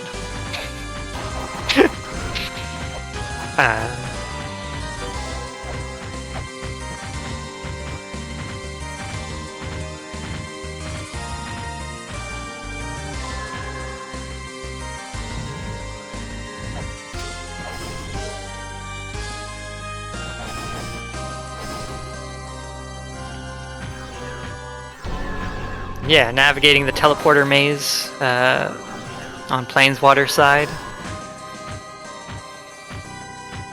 Finding access to the guy who loves fraud. His name is Mr. Slush Fund.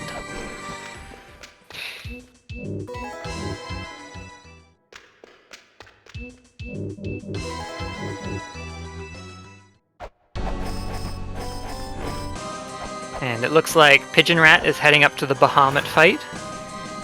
So that will be 6 bosses for Pigeon Rat once this is done.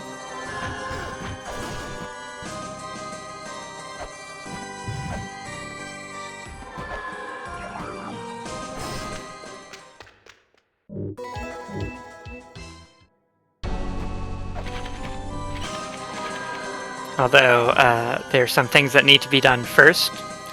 I have to come up here to flood the bottom of this area, and then come back later after placing a weight elsewhere in this area to actually fight the boss. But doing that also allowed access to those 2 shops there, one of which required the Key Fairy to access.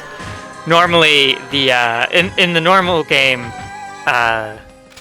using the Key Fairy here changes the shop's inventory completely, but just so that both shops are still accessible, there are 2 doors now in the randomizer. There are a few changes like that the randomizer makes, just to make sure that you can't just lock yourself out of certain items, or to make it more convenient in a couple places. So a couple puzzles get changed just a little bit.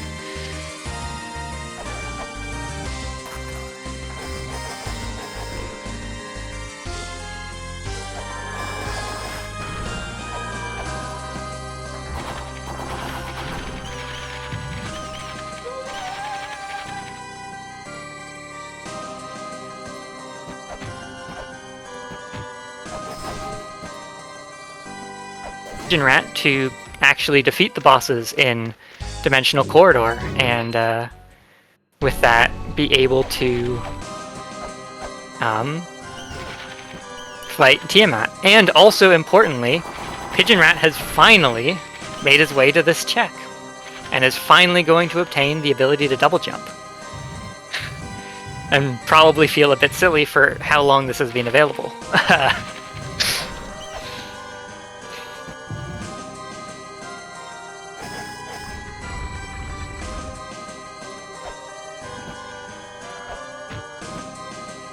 So yeah, with the ability to double jump, and now also the ability...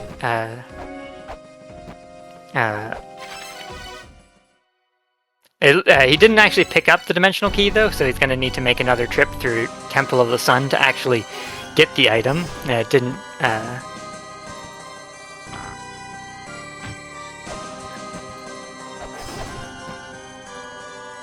he didn't grab it at the time.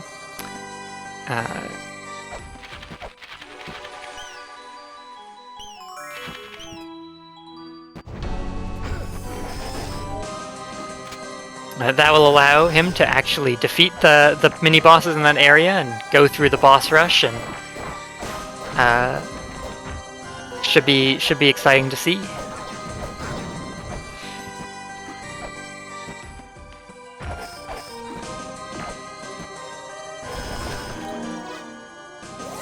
So Pigeon Rat's doing quite well. There's still a number of items required for Go mode. Pigeon Rat is still down 3 Ankh Jewels from what is needed. Also needs to find Mantra.exe, the Lamp of Time, and the Reader.exe software, as well as 2 of the 4 seals. So still a fair bit a ways from Go mode.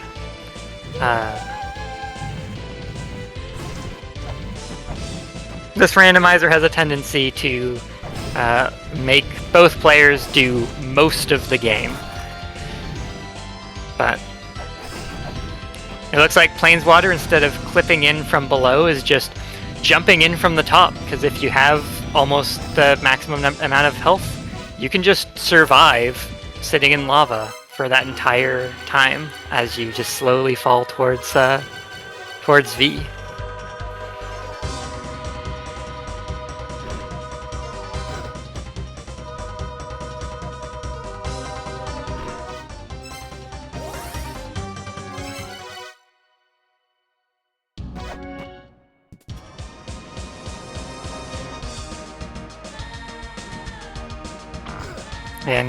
And Pigeon Rat heading back up to the top of Spring in the Sky, and we're gonna have our next boss fight. This is Bahamut. And with the Feather and the Flail Whip, this should be a 1 cycle yeah, fairly easy 1 cycle there. Nice and straightforward. But the adventure continues.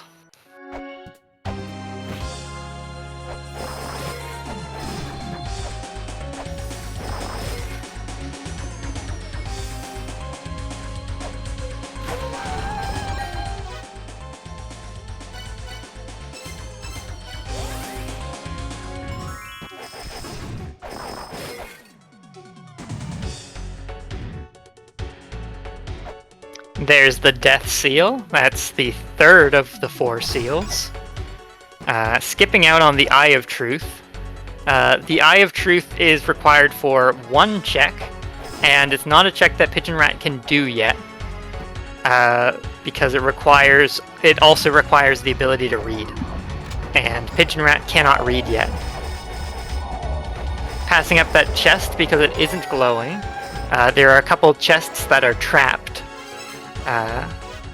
Yeah, as you can see there.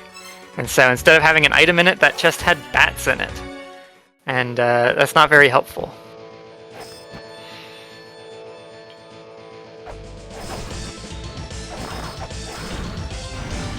Planeswater getting caught by a trapdoor on his way to V.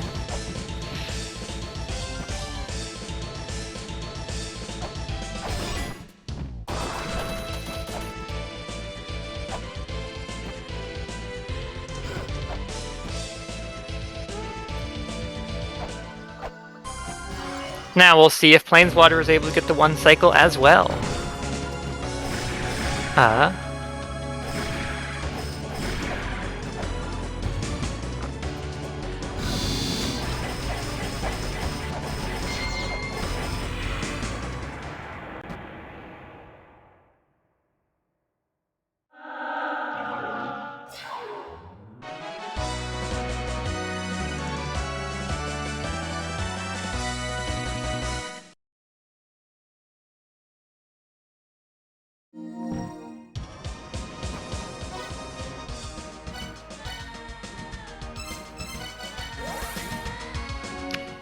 So yeah, with the Dimensional Key, Pigeon Rat is now doing this boss rush. So we'll get to see all the bosses go down now in fairly quick order, I presume. So here's we fought Lulu, and now this is Mushnahu, this orb that spawns these worms, and kill a worm and more worms show up, and eventually there's going to be a whole lot of them, and it's going to be kind of chaotic. Like this.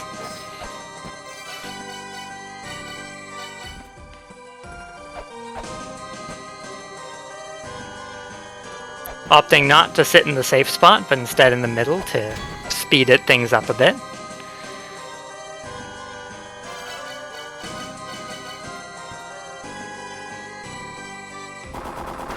Now fighting Umudabrutu, this winged monster with a tornado with this wind shield that goes down when he attacks, and so you can only hurt him when he's attacking you.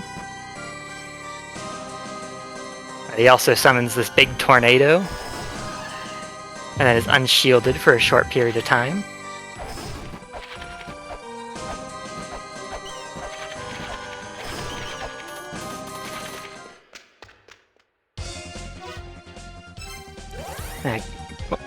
Bonking against this corner of the platform to get aligned, and so that you can clip down to the boss that is hiding below here. If you can get or remember which specific wall you need to bonk to align to this wall.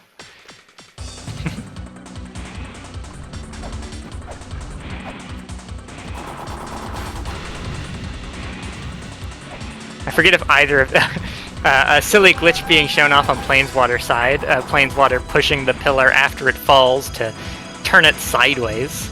That one's always a bit of a funny glitch just to do, because it's very strange looking. It looks like Pigeon Rat gave up on finding the alignment for that raindrop and is instead just going straight to the next mini-boss here.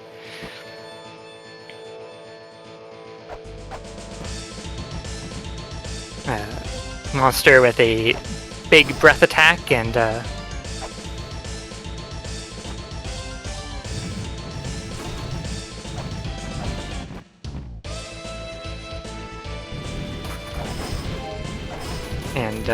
it can shoot a little water orb that creates a pillar of water that impedes your movement a bit, and also creates a green homing orb that does a lot of damage. With that boss successfully defeated, the randomizer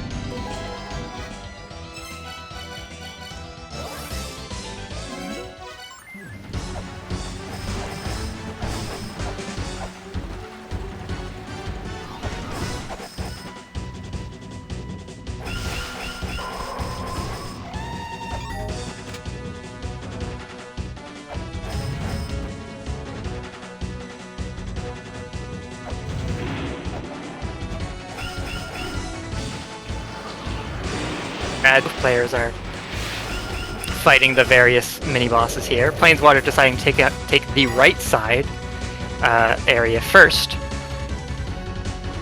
So fighting the Ugalu, the lion who charges back and forth through across the screen, and you can block with your shield to get him to land.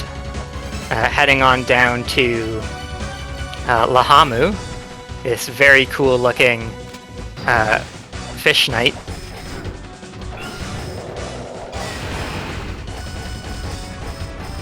And then on the way back, fighting Ushum, a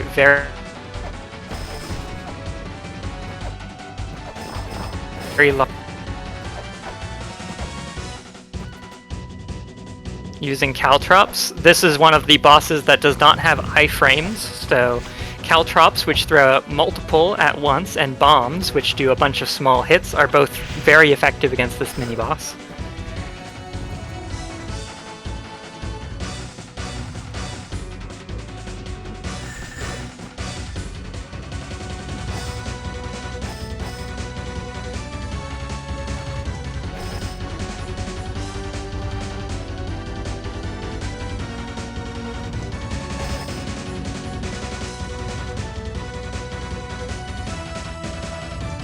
Pigeon Rat, it looks like, has decided to leave Dimensional Corridor for now and find a couple other checks elsewhere in the ruins, just to... There's no... the ability to warp around between all the different save points means that you can kind of just, like, if you want to go do something else, there's no reason why you can't split up, you know, things like Dimensional Corridor in the way that Pigeon Rat is doing. It wastes very little time.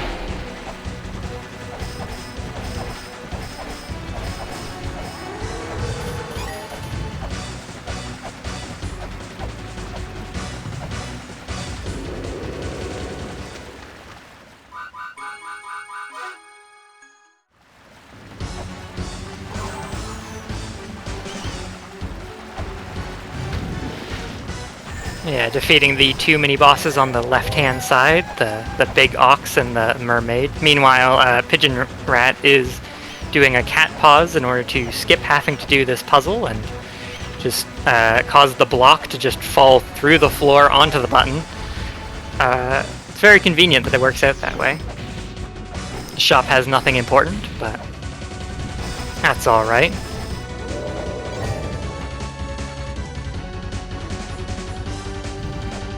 Going to make his way up here in order to gain access to the Anubis fight and probably defeat Anubis because he has the item required to do so.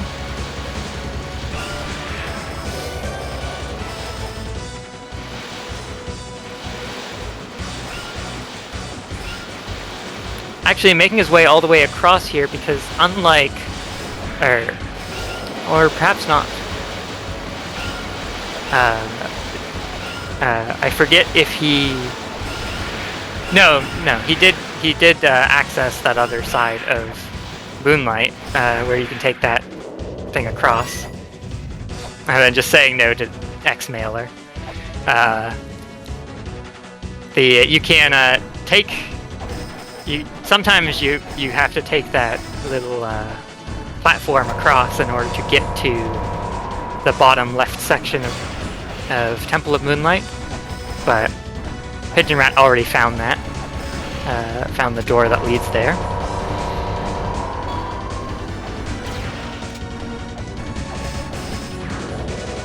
Defeating Anubis so that he can get the item from our friend Mulbrook, which ended up not being anything important.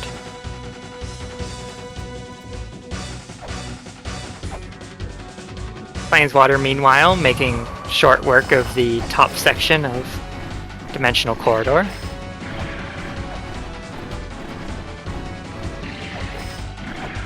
We'll see if Planeswater remembers the setup in order to clip through the mini-boss in the room below here.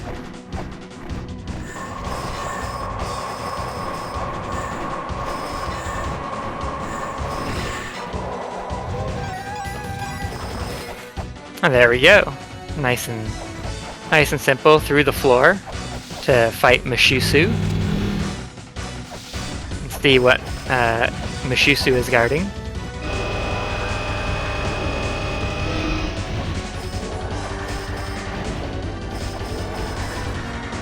And it's the Angel Shield. The Angel Shield is the best shield in the game. It has the biggest hitbox for blocking projectiles, and unlike the other shields, which break after if they take a certain amount of damage. The Angel Shield is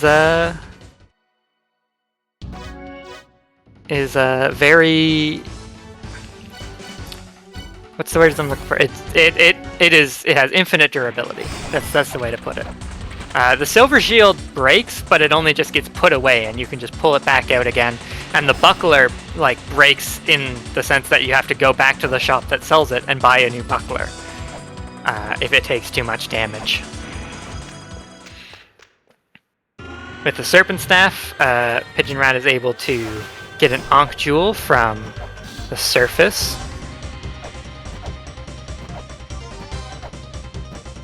Meanwhile, Planeswater is heading over here to use the Angel Shield to stand in front of the statue, which, without the Angel Shield, just kills you instantly. But because the Angel Shield has infinite durability, you can reflect the laser back at it and get the software that lets you play the different music tracks of the game whenever you want.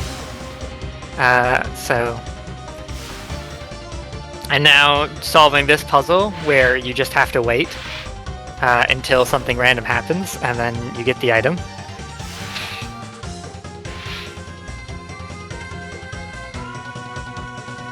Meanwhile, Pigeon Rat, having gotten another Ankh Jewel, is now back in Dimensional Corridor, because with that Ankh Jewel, Pigeon Rat can actually complete this area and defeat the boss of it.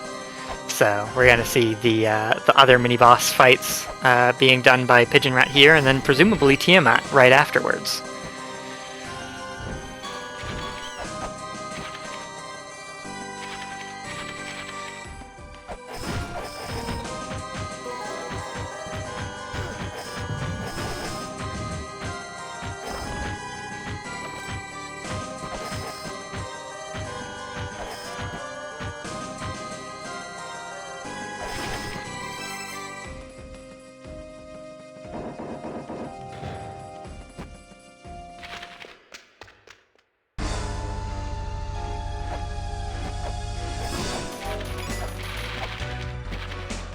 Planeswater finding Shrine of the Mother.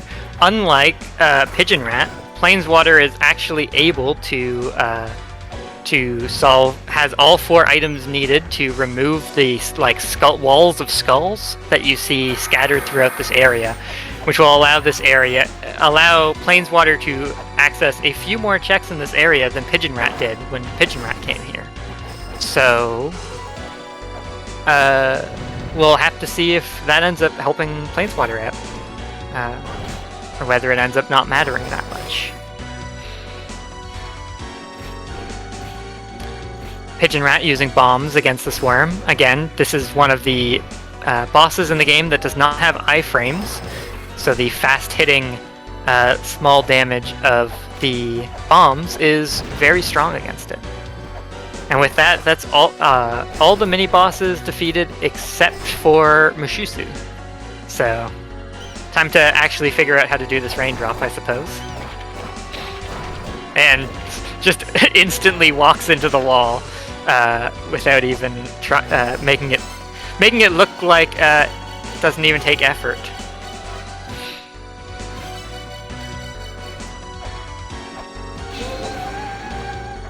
Yeah, that's the on Planeswater side, the Dragon Bone placed on the statue has removed the walls that are all over this area, so will allow him to grab a whole bunch more items throughout this area.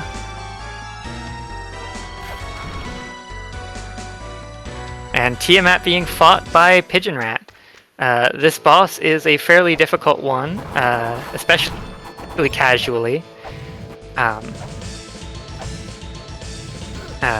These players have strategies to make it easier and to help make some parts of the fight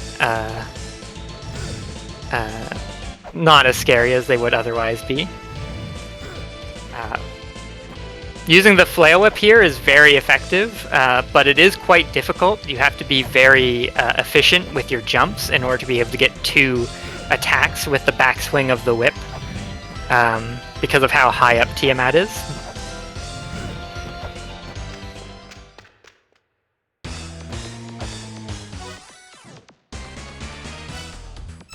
And just taking the damage from the big laser attack. And that's Tiamat defeated. Very clean fight.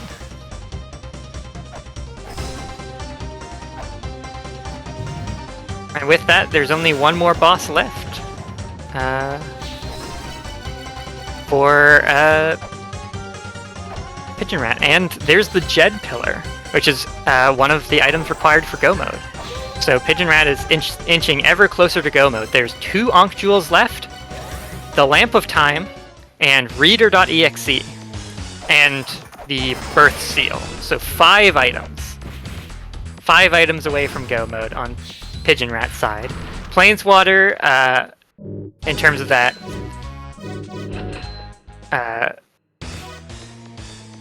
I think Planeswater, on the other hand, does not have the Jed Pillar, because that's after Tiamat, and does not have... Planeswater also does not have, in terms of their... Just looking at this, to see if I'm missing anything. Looks like they're very similar in terms of items. So they're missing the same number of Ankh Jewels. Planeswater is missing Mantra.exe, which I think that Pigeon Rat has. So, fairly close.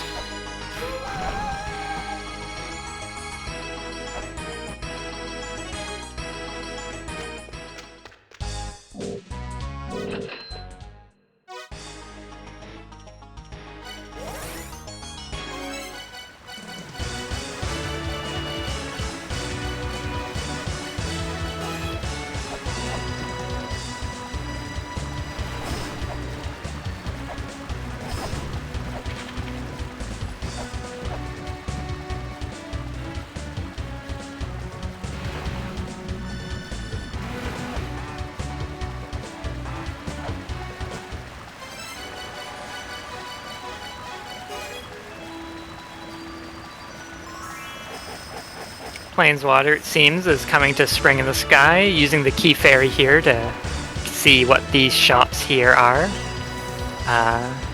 And probably going to go and fight Bahamut afterwards.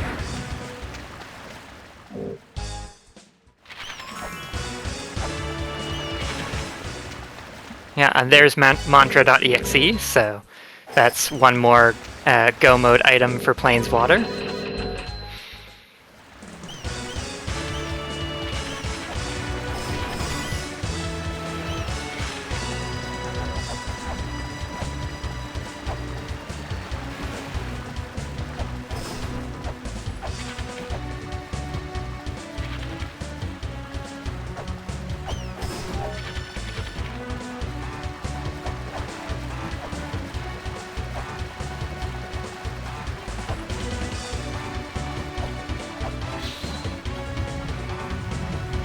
No.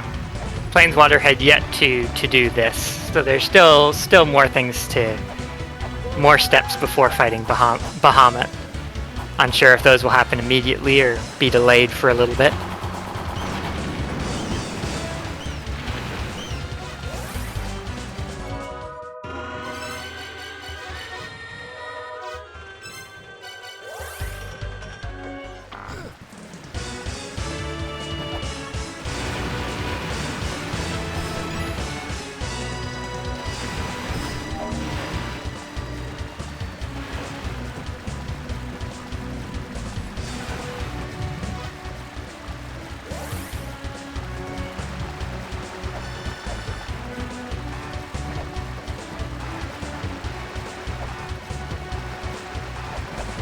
It looks like Planeswater decided to just get this out of the way right now, so heading back up to the top of Spring in the Sky, going to fight Bahamut. So both players will be at 7 bosses defeated, though a different 7 bosses for each, and end up being very similar in terms of items, except that Planeswater obviously won't have the item that is locked behind defeating Tiamat. Fortunately, the item that's locked behind defeating Tiamat is only required for getting to the final boss. So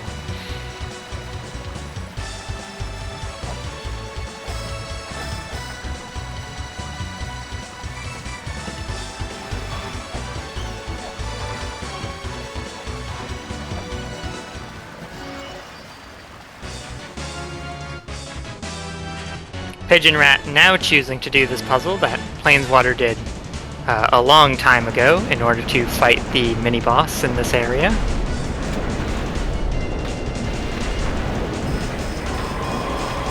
And there's a very nice quick kill on Bahamut from Planeswater.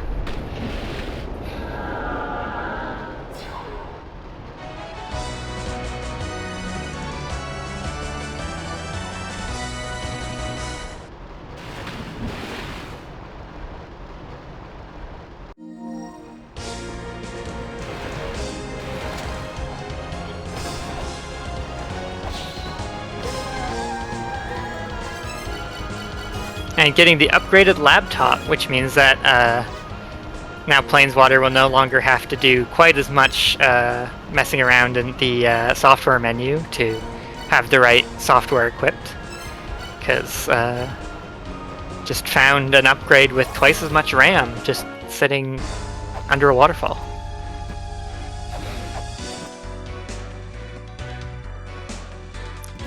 Very quickly taking out Kamaitachi and getting an 8th Ankh Jewel for Pigeon Rat.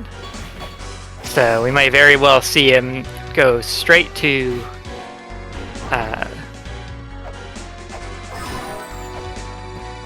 Palenque.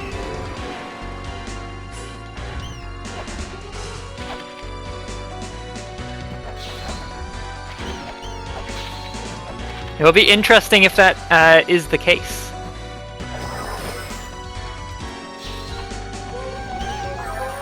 Because once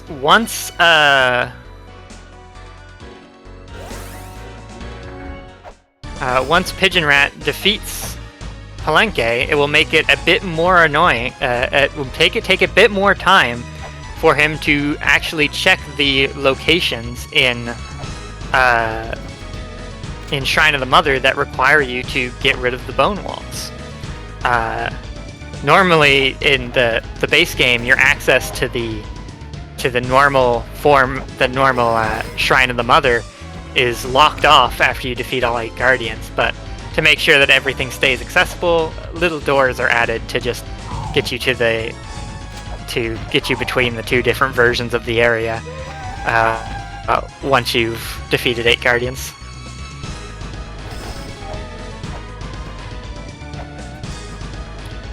Pigeon Rat defeating Nua, getting the Grapple Claw. So, with the Grapple Claw, it will now be much more convenient to clip through floors. Not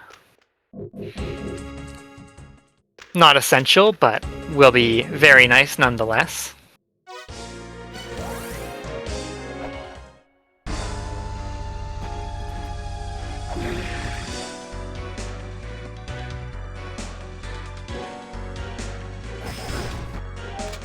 And now making his way to solve the puzzles needed to fight his 8th Guardian.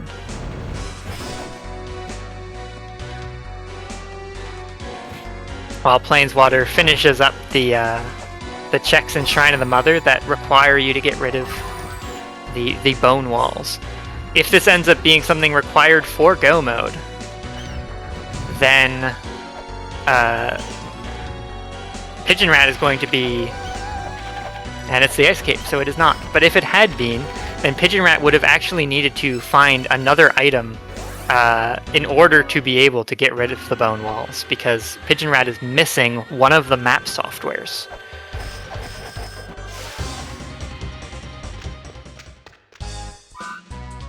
But fortunately, it seems like things are turning out for Pigeon Rat, and it is not going to be necessary for him to actually complete that, to do all those checks. and to find the item that he's missing in order to do those checks.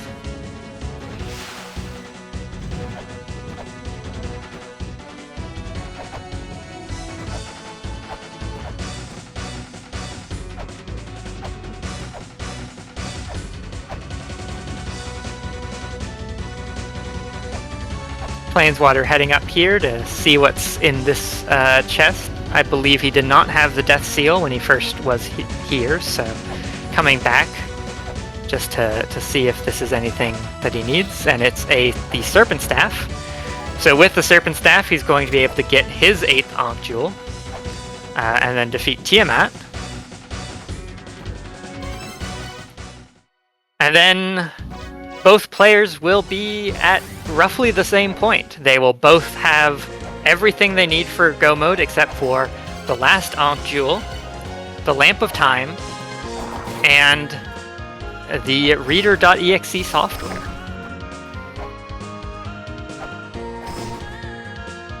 Oh, and the Birth Seal. So those 4 items.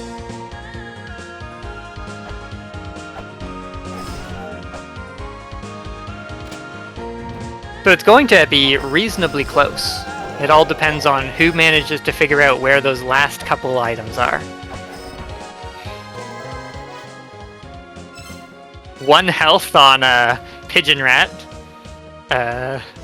defeating Palenque. It's the only health that matters.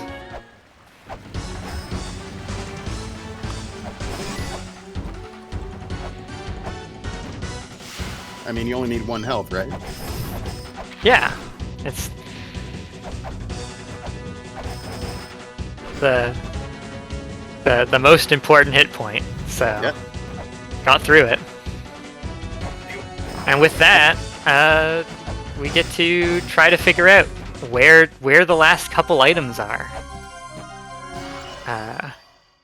There are a few fairly slow and out-of-the-way checks that our players haven't done, although the slowest of them all require the ability to read, and neither player has the ability to read yet.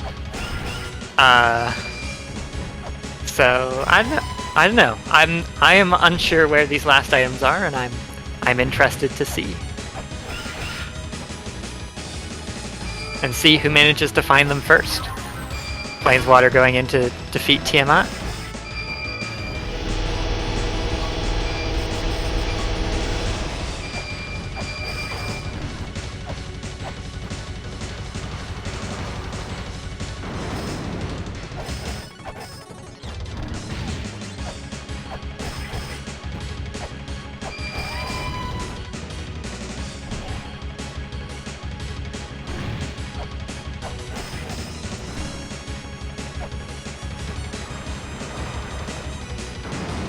VS7, these runners can't read. So, like, they can read, but they can't read the ancient La-Mulana's text. They need translation software to help them with that.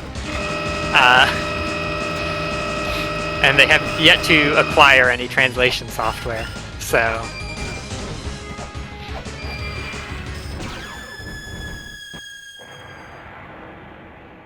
Pigeon Rat defeating the Oxhead and Horseface mini-bosses.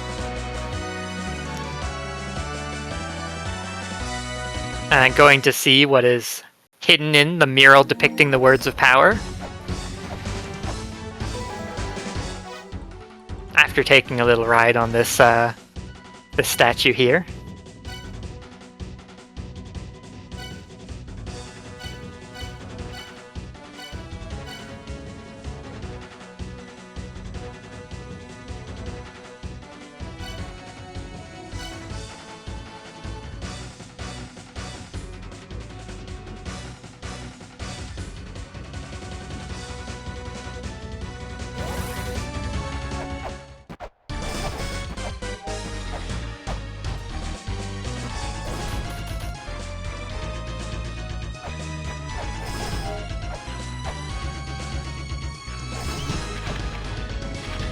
Planeswater heading to Twin Labyrinths.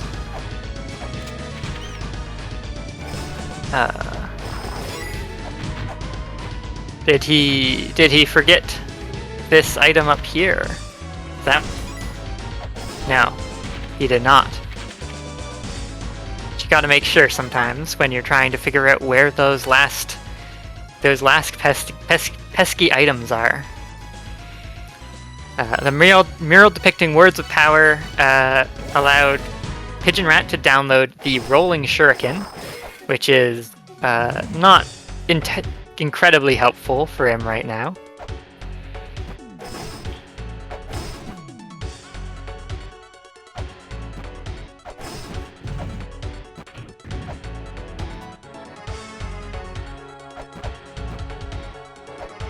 Do I have a few Yeah, minutes we're to gonna- give a quick little chat about why we're here?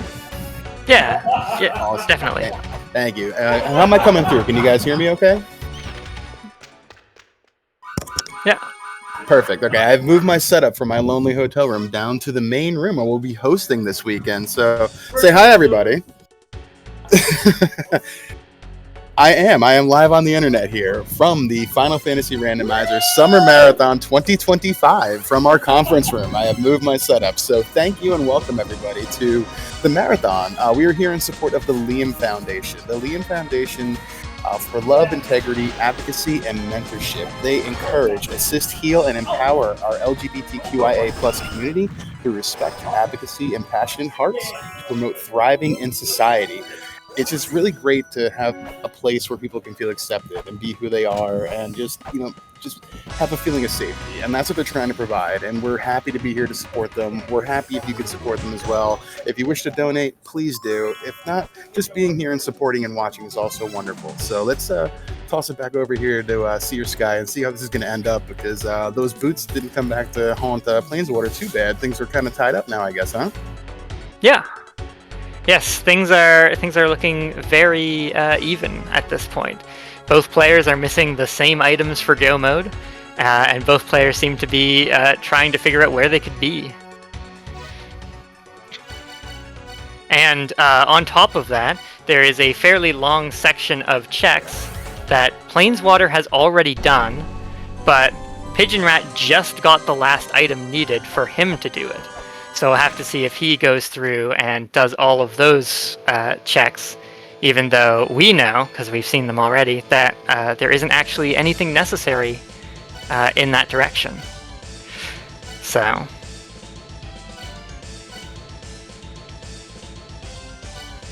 now we get to see the true Shrine of the Mother. After defeating all 8 Guardians, this area's true form is revealed. And it has lots of tentacles for some reason.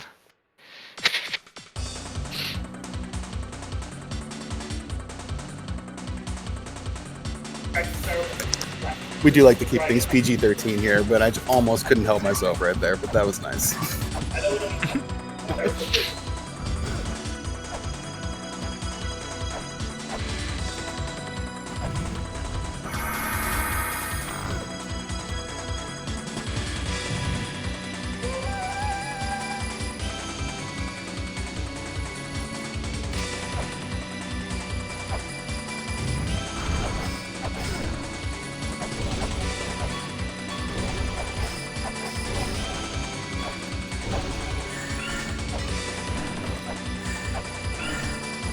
Plainswater heading in to fight Nuwa.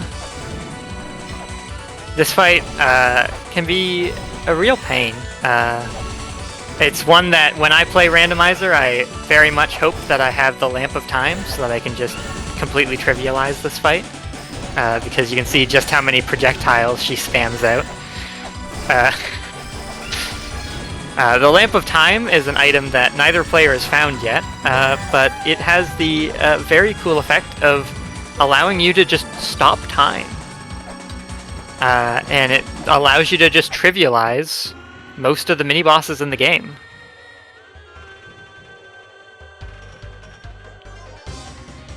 Pigeon Rat fighting Beelzebub.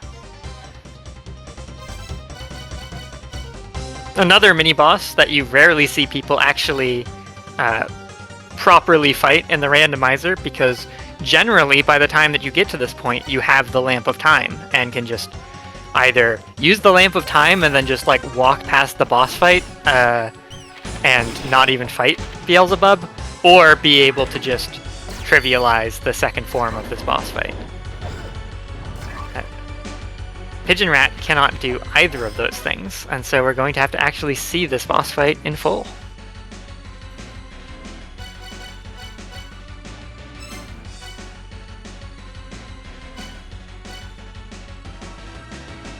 And nicely done for what is probably a fairly unfamiliar boss fight to have to do.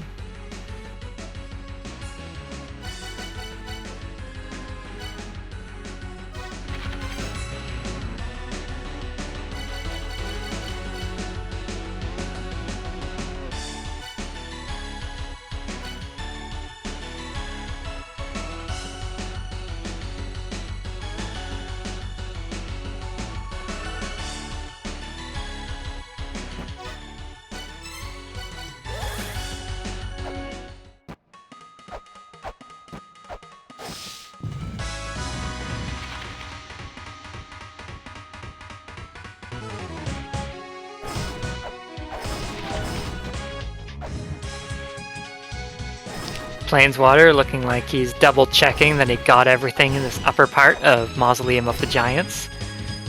As I said earlier, the last time I did a Rando Seed, I forgot one of the items up here, so...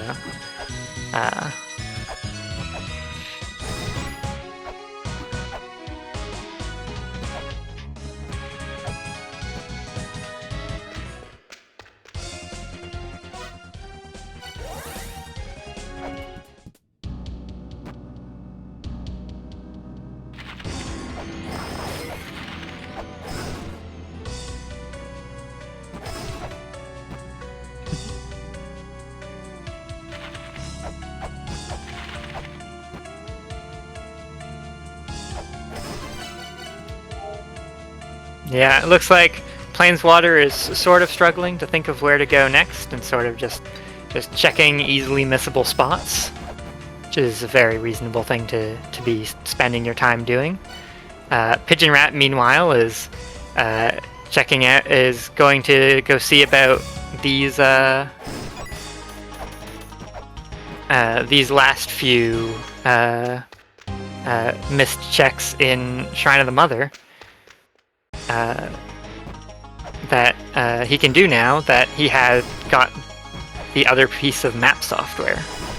So with that, he'll be able to do the fairly slow process of, especially given that he can't actually warp to this area anymore, because he warps to the transformed side, right? So he has to take a fairly substantial walk to get to this area, and he's going to have to walk to this area again to be able to actually complete this whole sequence.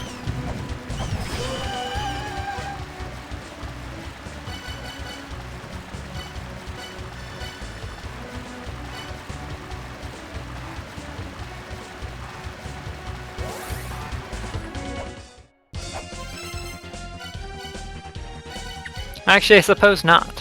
I suppose he already had the trigger to get this event to happen already, so won't have to head all around. We'll be able to just collect the Ice Cape and collect the whichever item it was. I think it might have been just money over to the left here. And be unable to collect the item that requires all 4 seals because our players are missing the birth seal.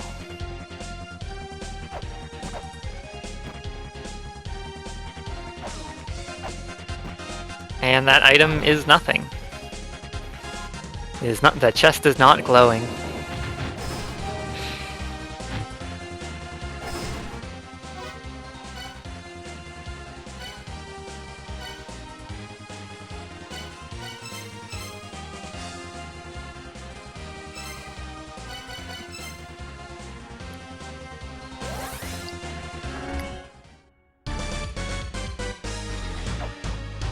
Pigeon Rat heading this way. I have a thought from having watched this, and my thought is I have not seen either player end up on this screen. I don't think anyone has checked what is down this ladder. And so it looks like Pigeon Rat is the first to check down here. There's a coin chest here, and then past these Mega Man blocks, we will see where the door goes.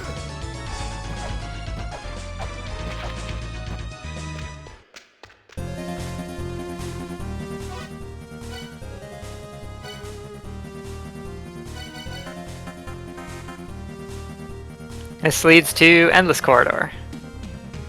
I think actually Planeswater might have checked that then. Because I think I remember Planeswater ended up showing up.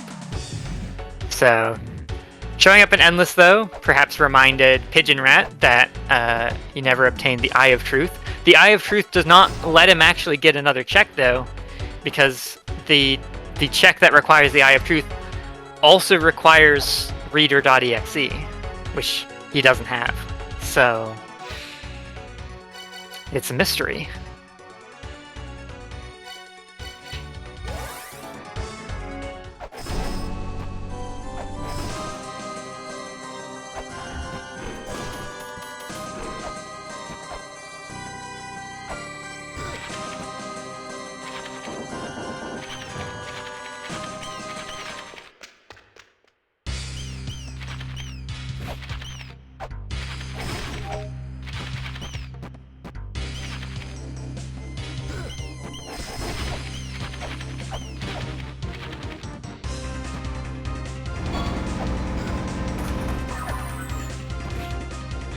Yeah, getting to see both players experience the classic randomizer experience. Where is that last item?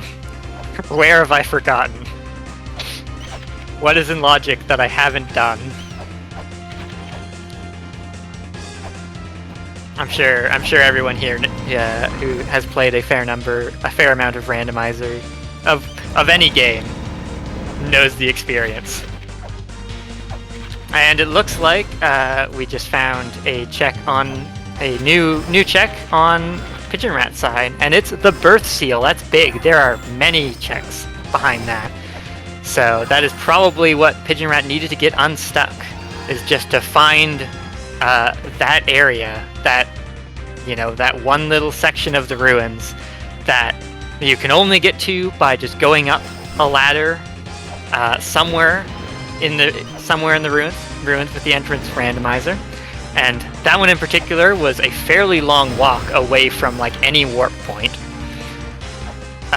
So fairly out of the way, right? And if players did discover it earlier, which they might not have ever gone through that path, right? They wouldn't have been able to get that item at the time. So, but now with that seal, we're going to see a flurry of checks come out from Pigeon Rat.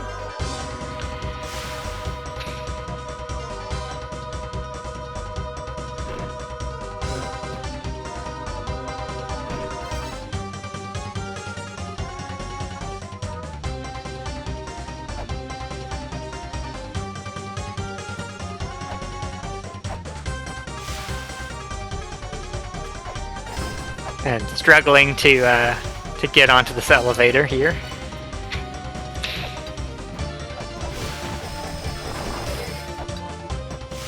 There's Reader, and so with that we're able to translate the ancient La-Mulana's text, and so because of that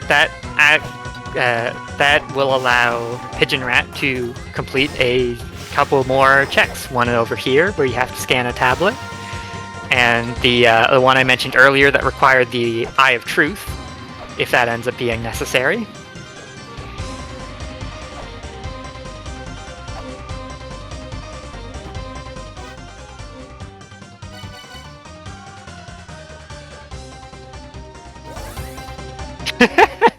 And opening the trap chest and getting an explosion in the face. You love to see it.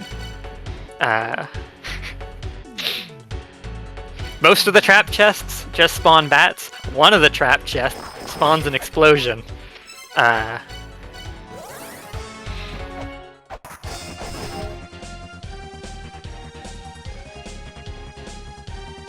with those ones checked, we're going to see the this fairly long check here where you have to scan a tablet, place a weight on a pedestal, break 2 hatch covers in Spring in the Sky, and then make your way back here to defeat 2 mini-bosses, and then push down 2 platforms in order to open a chest.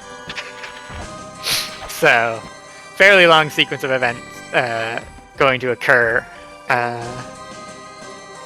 to see what's in this one chest over here, but there's not all that much else available for our runners, so we'll have to see how long it takes for Planeswater to figure out where the where that last seal is hiding, to find that entrance into that one small isolated section of Chamber of Birth.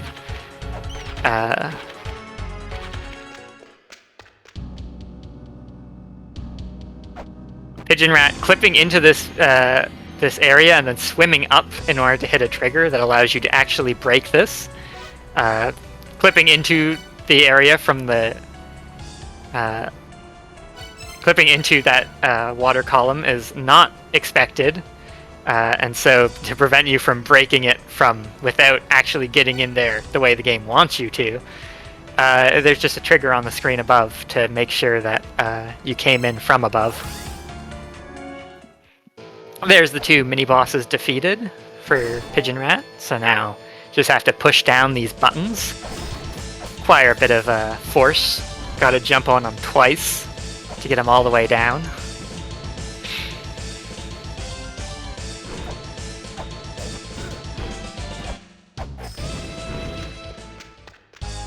And see what this item is. And it's the glove. So that wasn't it. However, being able to...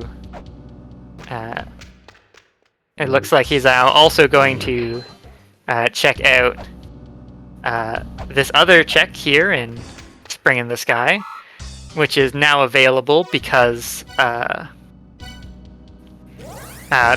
they are able to start this and break the hatches. Now he also finally has access to this puzzle, the Scales of the Heart puzzle, which also requires you to be able to read to be able to even start it. You can glitch into here with the Lamp of Time, but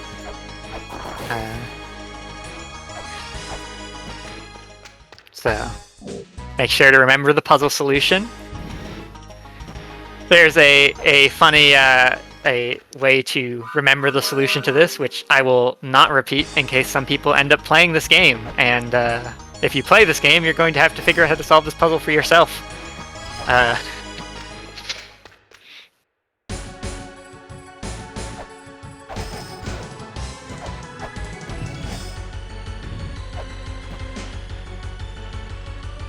And it's a weight, disguised as the item that got removed.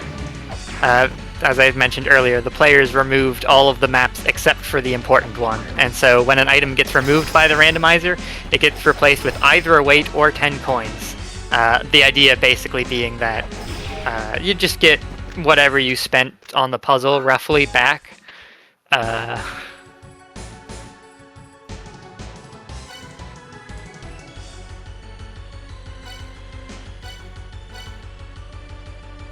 So yeah, the Birth Seal also allows access to this side area in Chamber of Inferno, or Inferno Cavern. I don't know why I said that. in Inferno Cavern, fight Pazuzu, and so there's a checkout this way.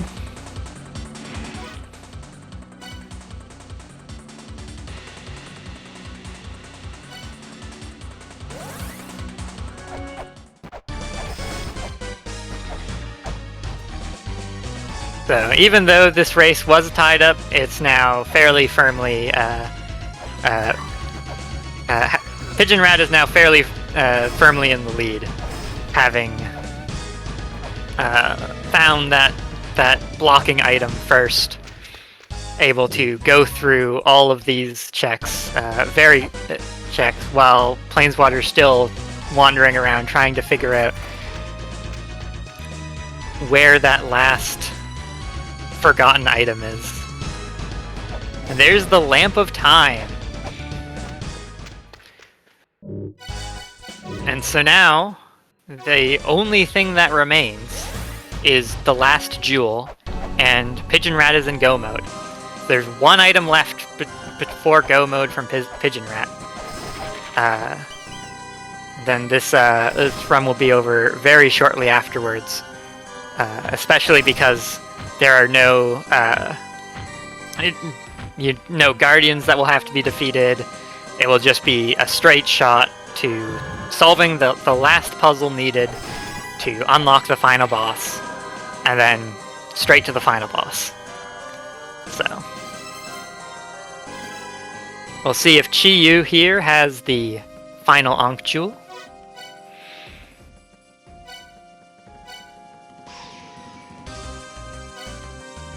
And Chi-Yu does not have the final Ankh Jewel, so the final Ankh Jewel is elsewhere.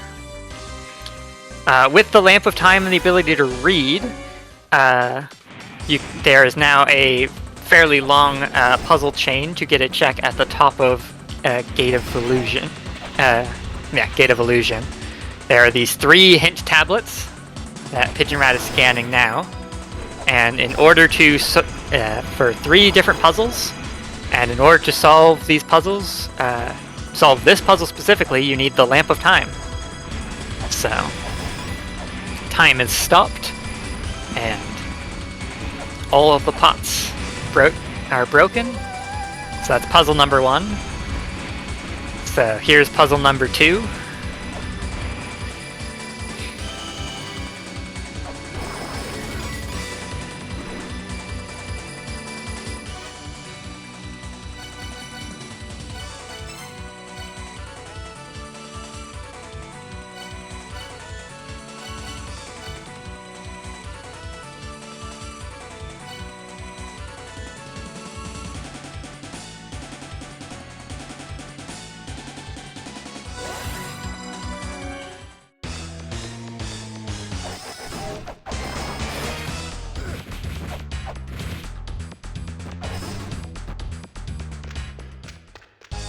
And then puzzle number 3 is not a puzzle, it's a mini-boss.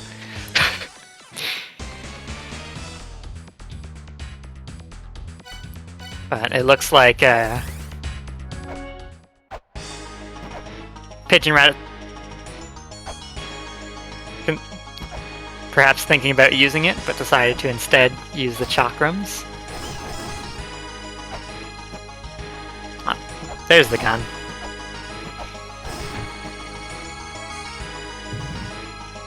Nice and simple. So with those 3 puzzles solved, Pigeon Rat can now see if this is the final Ankh Jewel.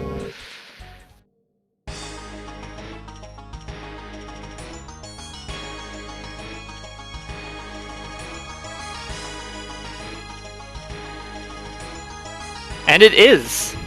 And so with that, that is go mode. And so all that is left to do is to complete this last puzzle.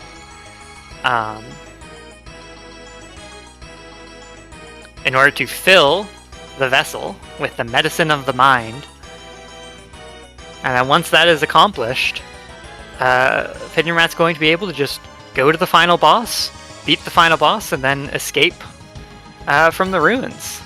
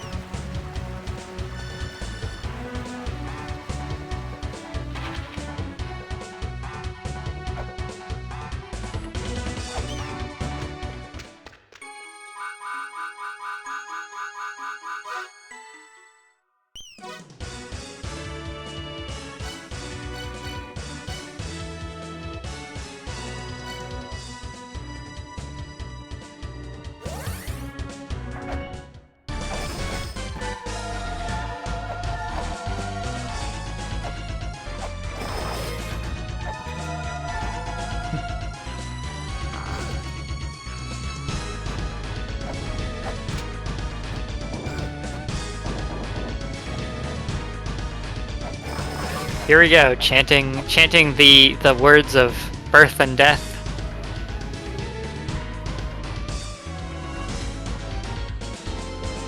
If you're familiar with the vanilla game, but not the randomizer, you might remember another set of puzzles that you need to do in order to get to the final boss. And one of the changes that the randomizer makes is to, instead of having that puzzle chain be mandatory every single run, because it ends up being pretty much like plays out the exact same way in every seed, and it takes a fair while. Instead, the randomizer adds a 9th Ankh jewel and changes the final boss's Ankh to be just a normal style Ankh that you activate with an Ankh jewel instead of what you do in the base game.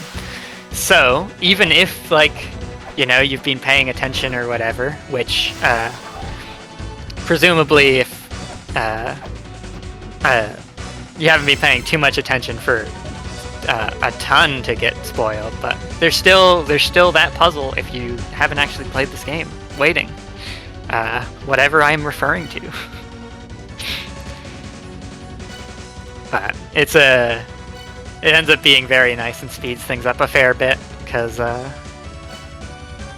keeps from having to do the same thing at the end of every single the same fairly long sequence at the end of every single rando run.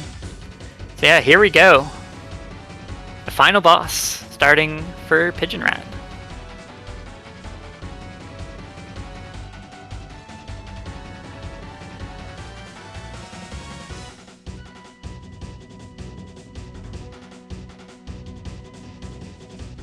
This boss has a whole bunch of phases. This first phase is fairly simple.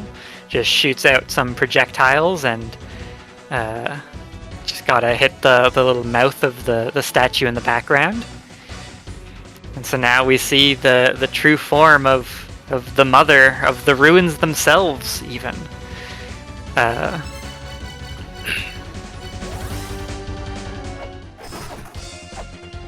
So this first phase, can use the axe and the flares to hit her above you.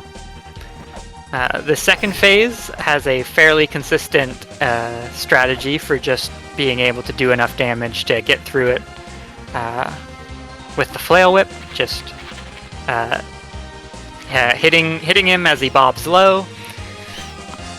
This phase is in the water and does not have iframes, which is why Pigeon Rat was using the caltrops, because you throw out 3 of them at once, and they each do 2 damage, so you can throw them out really fast and do a lot of damage very quickly. And now the final phase, where each couple of hits she goes invulnerable briefly and then gains a new attack from the various bosses that you have already fought into her attack rotation.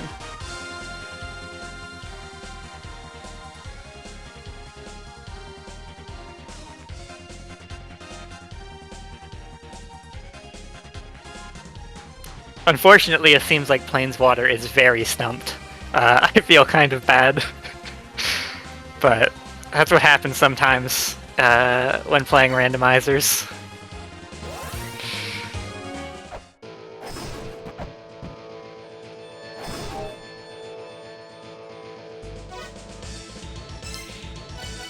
It looks like Pigeon Rat missed the quick kill. There's a specific way to sort of manipulate the ways that the attack patterns come out to let you just fire the gun a few times at the very end to do the last bit of damage, but able to make it cleanly at the end. And now it's time for the twist of the randomizer. See, because this is an entrance randomizer, and this is also a game with an escape sequence. In order to actually beat the game, the players need to get to Mulbrook. And so the question is, what is the route to get to escape the crumbling ruins with Mulbrook? I'll have to see. Pigeon Rat deciding to zip out of the boss arena This causes the timer to not start. The randomizer makes the timer very long, so it doesn't end up mattering for the most part. But zipping out, going off of a screen edge that doesn't have a connection, causes you to go back to the starting screen of the game. That is a very weird effect there. What? I've never seen that before. That's very funny. The moving platform from Chamber of Birth lingering where it shouldn't. But sometimes starting the escape sequence instead of going from the normal start, instead clipping through the floor and going back to the starting area of the game is just more convenient. It just ends up being faster. Or sometimes it's just easier to remember. It's just easier to figure out how to get to Mulbrook from where you started the rando as opposed to where you ended it. Because you can just sort of retrace your steps to figure out how you got to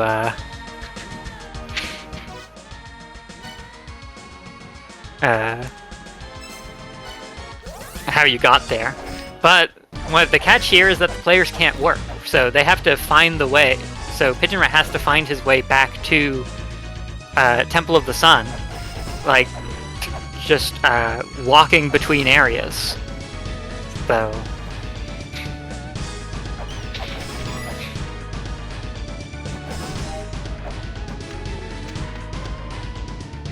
we'll have to see how long it takes to find to escape the ruins. Gonna head through this door. Where does this door lead? It's Temple of the Sun. So that's where we need to go. So time will be coming up for Pigeon Rat very shortly. It is Pigeon Rat will be finished when he walks off the top of the screen of Mulbrook's room.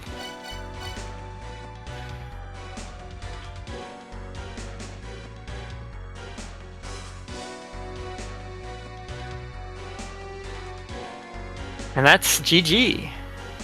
That's Pigeon Rat. Finished the race. And is the winner. GG. So congratulations to Pigeon Rat. Nice.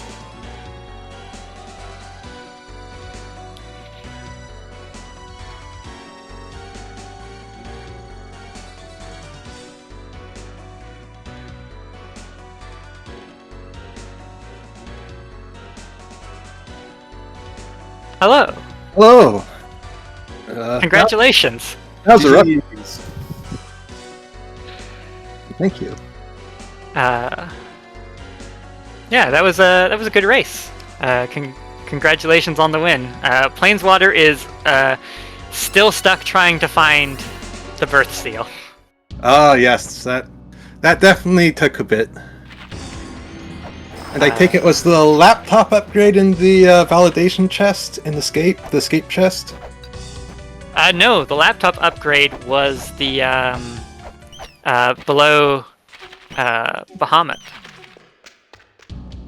where the birth seal normally is. Oh yeah, that's the one birth seal. I never did go back there, didn't I? I'm glad it wasn't. I was worried that, like, when I got the Ontrul, I'm like, I really hope this is Ontrul, because I know it could be the laptop, and I don't know what my last check is, so I'm glad that I got lucky and it wasn't the very last check, because I did forget about that one.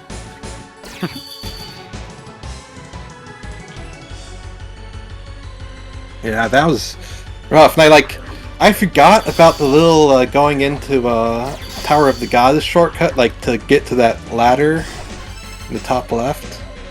Or kind of left side, like where you just drop down from the one direction and then have to climb the ladder to get to someplace new. I forgot about that, and I just kind of got lucky to happen upon that.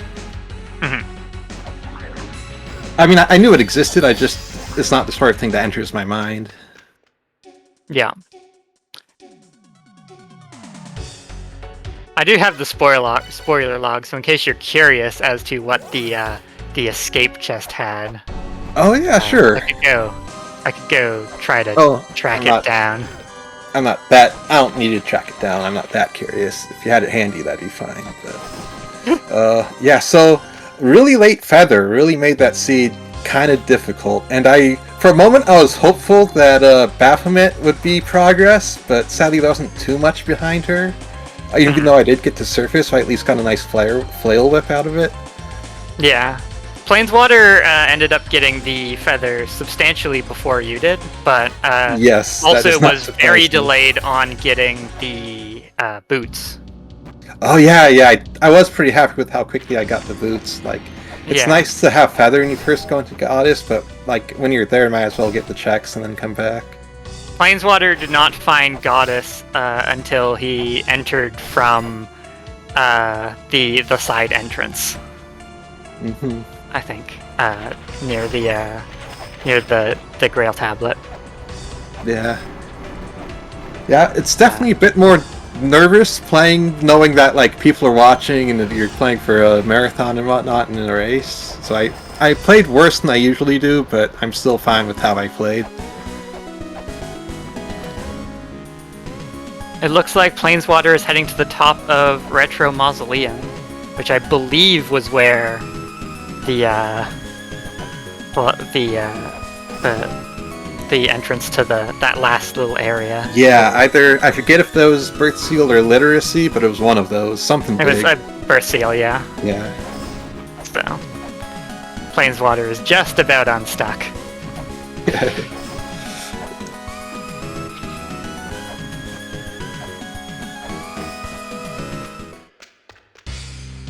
And I tried to skip the Blue Man Group boss, but I already had boots by the time I tried to actually do the skip, and so I just failed and pulled out the gun.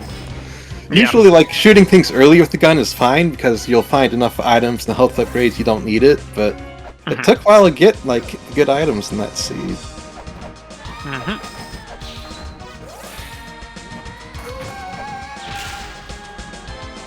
Featherless Baphomet wasn't too bad, though.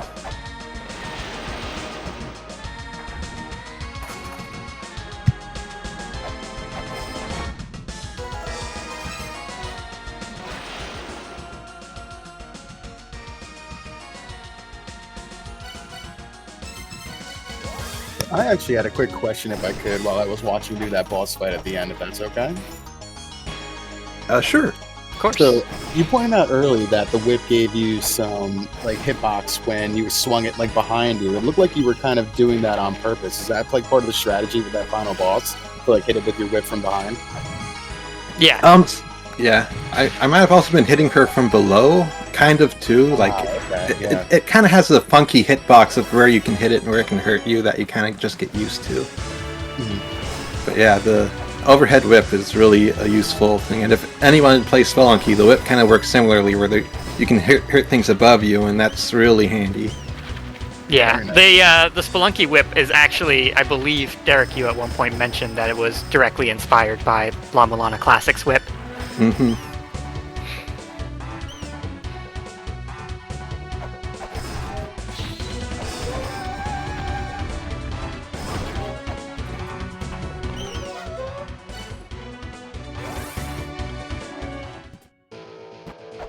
Yeah, I didn't see exactly when we started, but I think I was maybe a little over 3 hours by then. Yeah.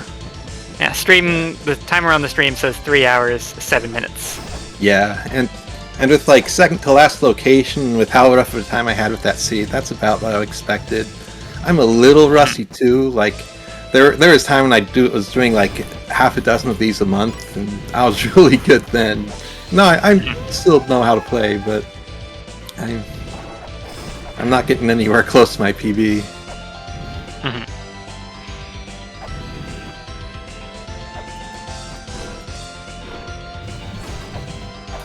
And I'm used to like trying to remember where all the doors lead to and where all the transitions go, but in the marathon setting in front of an audience, my brain was not as good at doing that, so I kind of was double and triple checking some of the passageways to figure out what was where.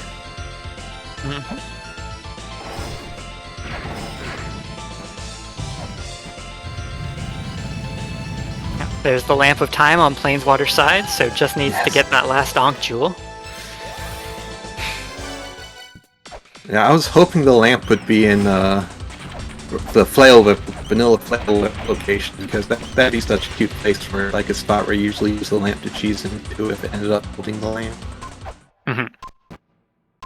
I was also surprised I needed to activate the Shrine of the Mother Grail before I could get the shortcut from the true Shrine of the Mother, so I fought Baphomet for nothing. Oh, my OBS studio just had disconnected. Oh well, it seems like I'm still streaming. Just popped up some sort of notification.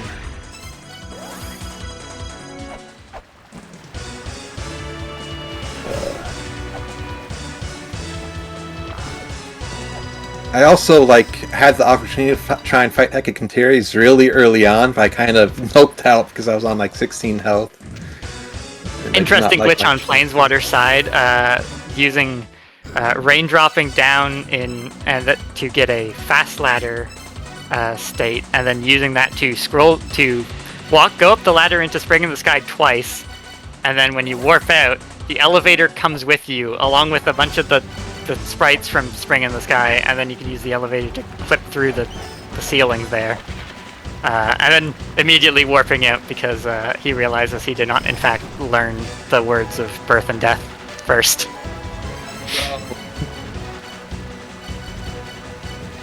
So we get to see it a second time, most likely. So if you missed it the first time, check out this very strange-looking trick where it's raindrop and you wall kick through the screen transition, and then you climb down the ladder and up, and suddenly there's two of the screen, and then you warp out, and then you smash the one screen on top of the other. And there's an elevator here that shouldn't be here, and you can use it, you can ride it up to the upper section. That elevator coming back, or... Oh, there it is. Oh no! Or, oh, I might be a little delayed since I was watching Planeswatter's stream directly. Let me watch.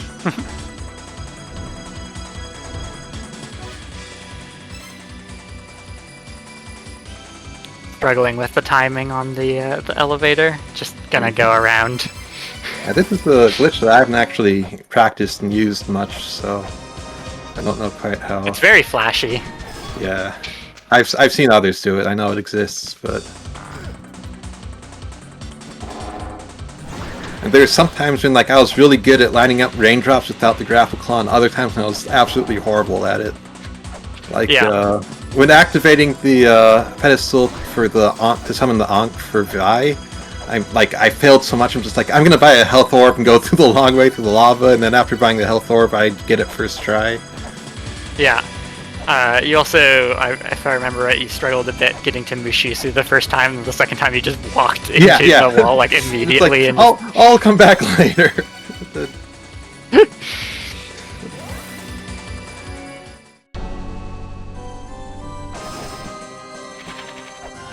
I could have tried to actually do his puzzles. No, I'll get it. I have faith, but for some reason I had trouble the first time. Does Planeswater realize he does not have the last Ankh Jewel?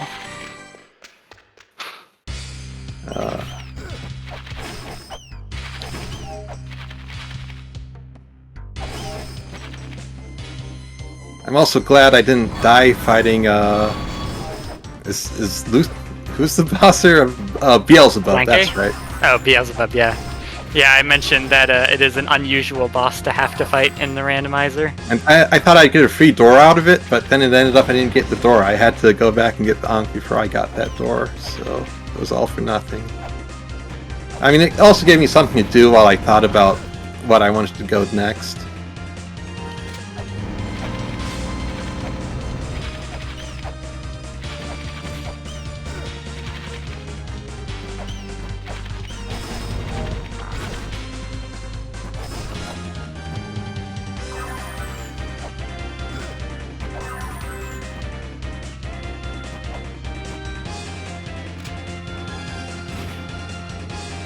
Mind if I give a shout out to why we're here this weekend? Yeah, go ahead. Oh, go for it. Awesome, thank you. Again, everybody, welcome to Final Fantasy Randomizer Summer Marathon 2025. We are here in support of the Liam Foundation. Woo! Everybody here is saying woo, yes. Live from Charleston, South Carolina, West Virginia. Yeah, second try, got there in the end. Welcome to the La-Mulana randomizer we have going on right here, and we are in support of the Liam Foundation. Their mission to encourage, assist, heal, and empower our LGBTQIA plus friends community through respect, advocacy, and passionate hearts to promote thriving in society. It's a great cause. We're happy to be partnering with them to support them and what they can hopefully do. We're very excited for that. And I want to give a quick shout out as well to the next upcoming randomizer, Yu-Gi-Oh! Forbidden Memories randomizer. We have an incentive in that for the file name Bid War. Right now, little brother in the world, Mokuba, is winning that. Everybody's favorite kidnapped little brother. And for the Castlevania 2 randomizer, there's a few incentives that are still going on. Seed name Bid War is there, as well as the character sprite Bid War. You can see the full list on the Castlevania 2 randomizer site. Just no Invisible Simon for that one. So thank you everybody for being here. If you want to support it, donation links could be in the chat. If not, supporting by watching is also amazing. So thank you everybody.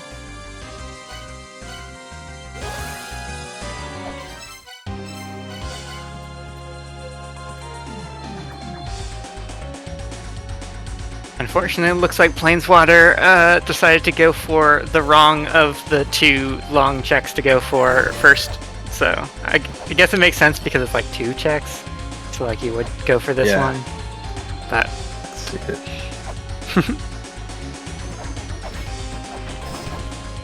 I remember taking a short break by the Grail Point, and I was amused that I was like 2 screens over by the time I got back.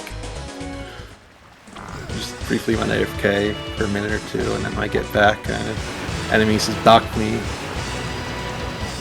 partway through birth.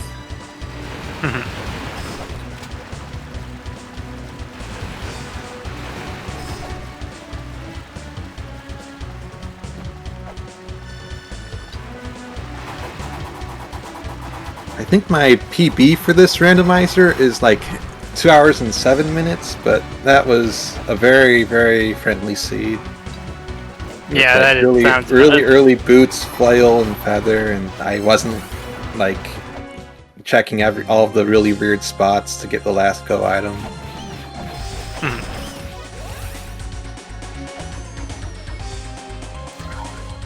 Yeah, sometimes randomizer's nice to you, and sometimes randomizer is rude. And today it was a bit rude. Although I'm glad I launched the practice seed last night that I didn't actually complete, because it was one where I needed to like farm 150 gold in like the first 2 areas. That was really rude. I almost never seen it like that where I needed to do a gold farm. Yeah, the randomizer tries to prevent that, but sometimes it's hard to like prevent in a really what's the word I'm looking for?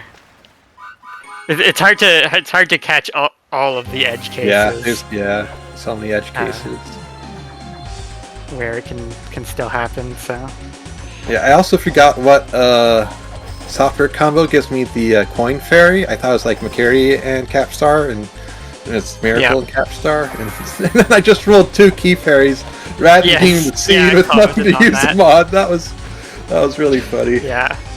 Yeah, like, and then you rolled like a key fairy like first try a bit later. It's like I'm like, that's where I started to head towards Goddess to unlock something. And I said, no, I'll unlock the door and see where that leads. And I think that led to kind of interesting area, so it was fine. But like with the bombs for sale and with starting so close to the graveyard, I thought like the intended progress would be getting an early ring and going into the right side of graveyard. Like I'm like, oh, that's what the seed is setting me up for, and then I get ring like in the last 4th of the game. Yeah. Sometimes randomizers will point you towards a direction that is not not anything at all.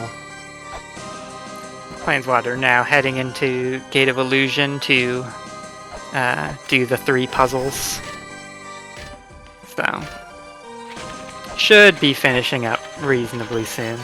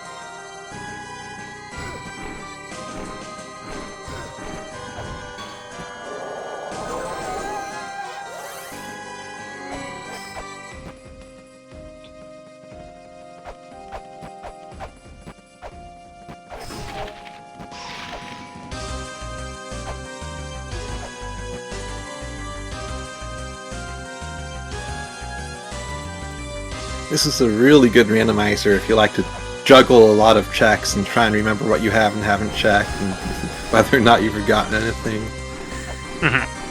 Yeah, definitely. It's it can be a bit intimidating, but it's a lot of fun. Yeah. And if you like the game at all, like I do recommend it. Like you can always, we do have spoiler logs, and there's definitely no shame in needing those every now and then when you're first learning it, because there's a lot of checks, and it's so easy to like just have one slip through your hands, like the top of the waterfall check did for me. There's the final Ankh Jewel for Planeswater, so Planeswater will be finishing up fairly shortly. Just gotta head to the final boss and complete the final boss and then escape. We'll see how Planeswater chooses to escape.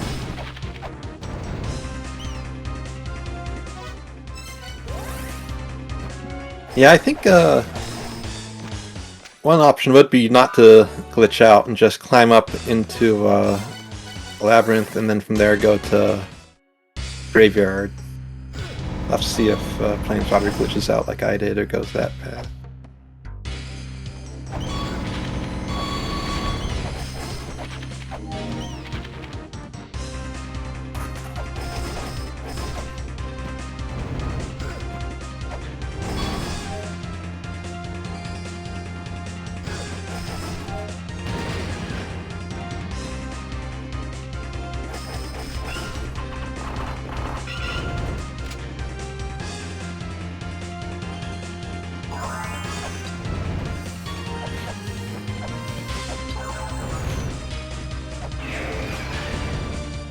Okay, and here we go. Final boss on Planeswater side.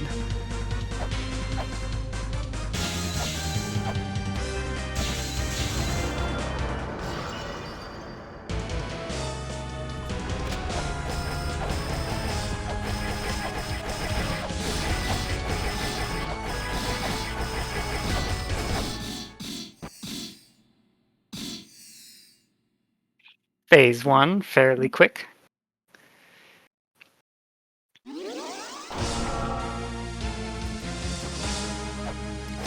Moving on into Phase 2.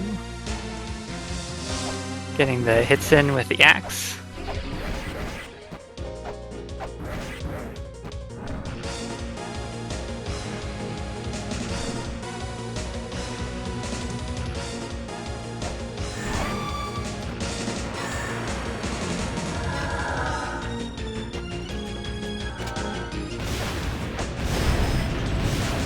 A clean Phase 3. Using bombs against the water phase.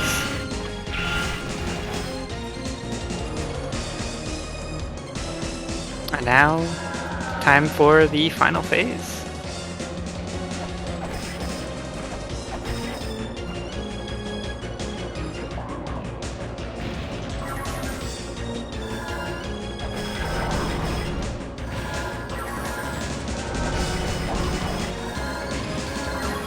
Yeah, the way that this works is the boss is invulnerable from when the little icon of the previous boss shows up to when the little green orb that shoots out from it vanishes.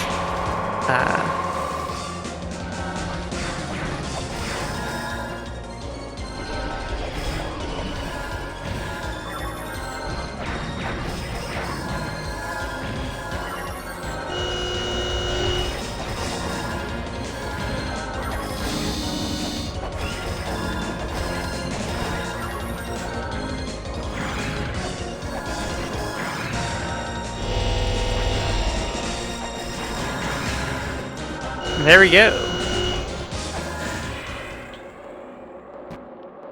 Final boss defeated. Just got to escape, and then it's both players finished.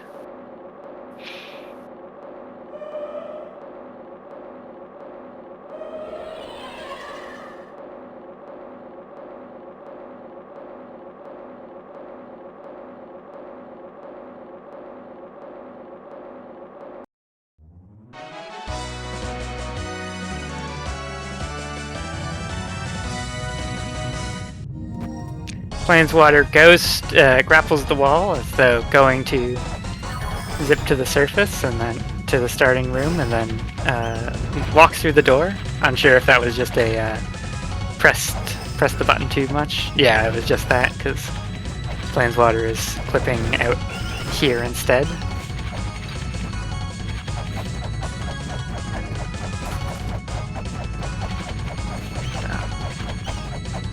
Oh, yeah, it's been a while since I've used this spot. I've been actually pretty consistent at getting the mother room raindrop. There's a lot of raindrops which I'm kind of bad at. Like, it's not a difficult trick at all. You pretty much just have to press 2 buttons at the same time, but I can still struggle with that plenty.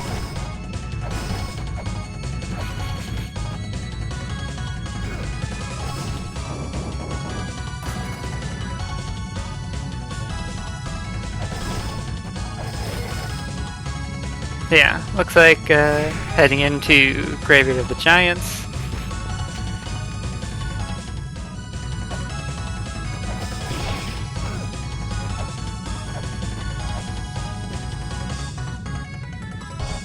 And backing out to head to somewhere else, I guess.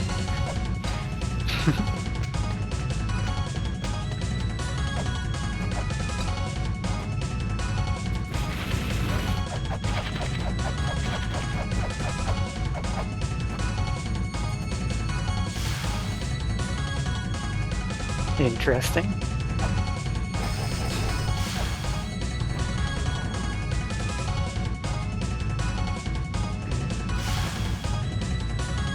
Instead of choosing to go through Chamber of Birth. Did Planeswater kill Skanda, or is that... I mean, you don't need to kill Skanda. Oh, yeah. You can just zip out of that room. Yeah. There's some glitch. There's a lot of glitches I don't like where to use them, but yeah, that makes sense.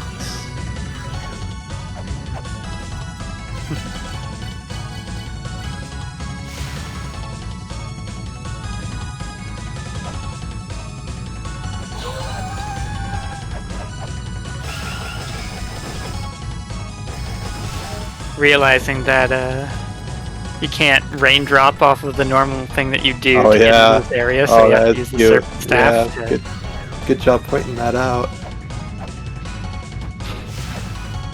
The ruins are slightly different during the escape sequence.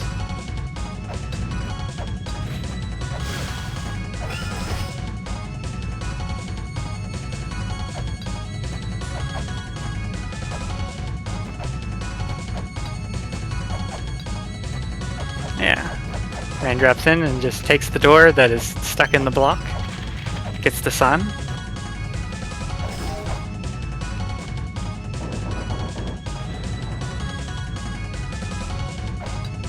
A pretty good route. Yeah. Probably faster than mine if you think of it right away. And that's time for Planeswater.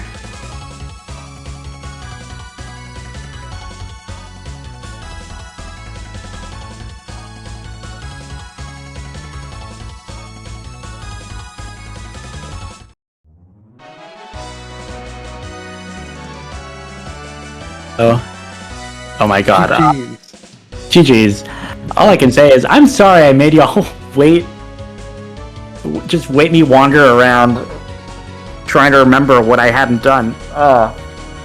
That was a really rough seed. There were definitely a couple times in the middle when I was running around too. I just like I guess, the excitement of finding the surface, you just don't go back and check the up exit in 8-Bit Mausoleum, and it's like otherwise unremarkable, and you just pass through it. And it just kind of goes to show why you really should track your entrances. I was doing that a little bit with doors because that gets you a little more often, right? Like which door it goes where, but I wasn't doing every entrance. And then, after some wandering around, I finally realized, wait, it's an up entrance. It's like the other shrine treasury.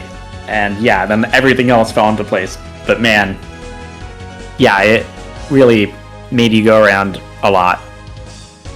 Yeah, my biggest was I forgot that the one-way exit into Goddess on the left side. I forgot that if you have the plane model, you can use that to access the ladder to get to a new place. Oh yeah, I think that was also pretty much required. I definitely did a lot before I did that. That one as well, but the Shrine Treasury got me for much longer. All I can say is, man, I'm sorry I made y'all watch someone figure out what you can do in La-Mulana Rando. It was, if you weren't writing everything down there, which I usually don't, that one just really made you try to remember, what haven't you done yet? Yeah, I was kind of saying that, even though I usually don't write stuff down either, that I kind of just, the nerves of playing in a marathon race in front of a live audience, or in front of an audience, did a little bit. I should have trusted that I hadn't missed. Stuff. I went back, it's got to be in a shop somewhere, right? Otherwise I would see it in a chest. But I should have trusted that I hadn't missed anything physically, and it was an entrance. But GG's. How long ago did you finish? I was over 3 hours still. I think 3:07. Okay. So about a half hour, a little less, under half an hour. A whole half hour ago. Yeah, that's probably around the time I spent wandering around aimlessly. Just what haven't I done? Yeah, I also Serious Guy was saying that I kind of lucked into finding the boots a bit earlier. Just happened to go that direction pretty early. Yeah, I did feel that I didn't find them too late, but it was I could have gotten this earlier if I'd gone back in this direction. But no, that wasn't what got me. It was more so the keeping track of all the entrances. Mm-hmm. Yeah, you were both at the exact same state at one point, where it's just whoever figures out where that last item that they're missing is, probably wins. Yeah, it was kind of rough not having the birth seal, the hand scanner, or the lamp. Yeah, and just finding the first of those led to all the others. That's all the pieces fell into place at the end. GG, thanks. Entrance shuffle and door shuffle. Yes. Not NPCs shuffled though. The NPCs were in vanilla.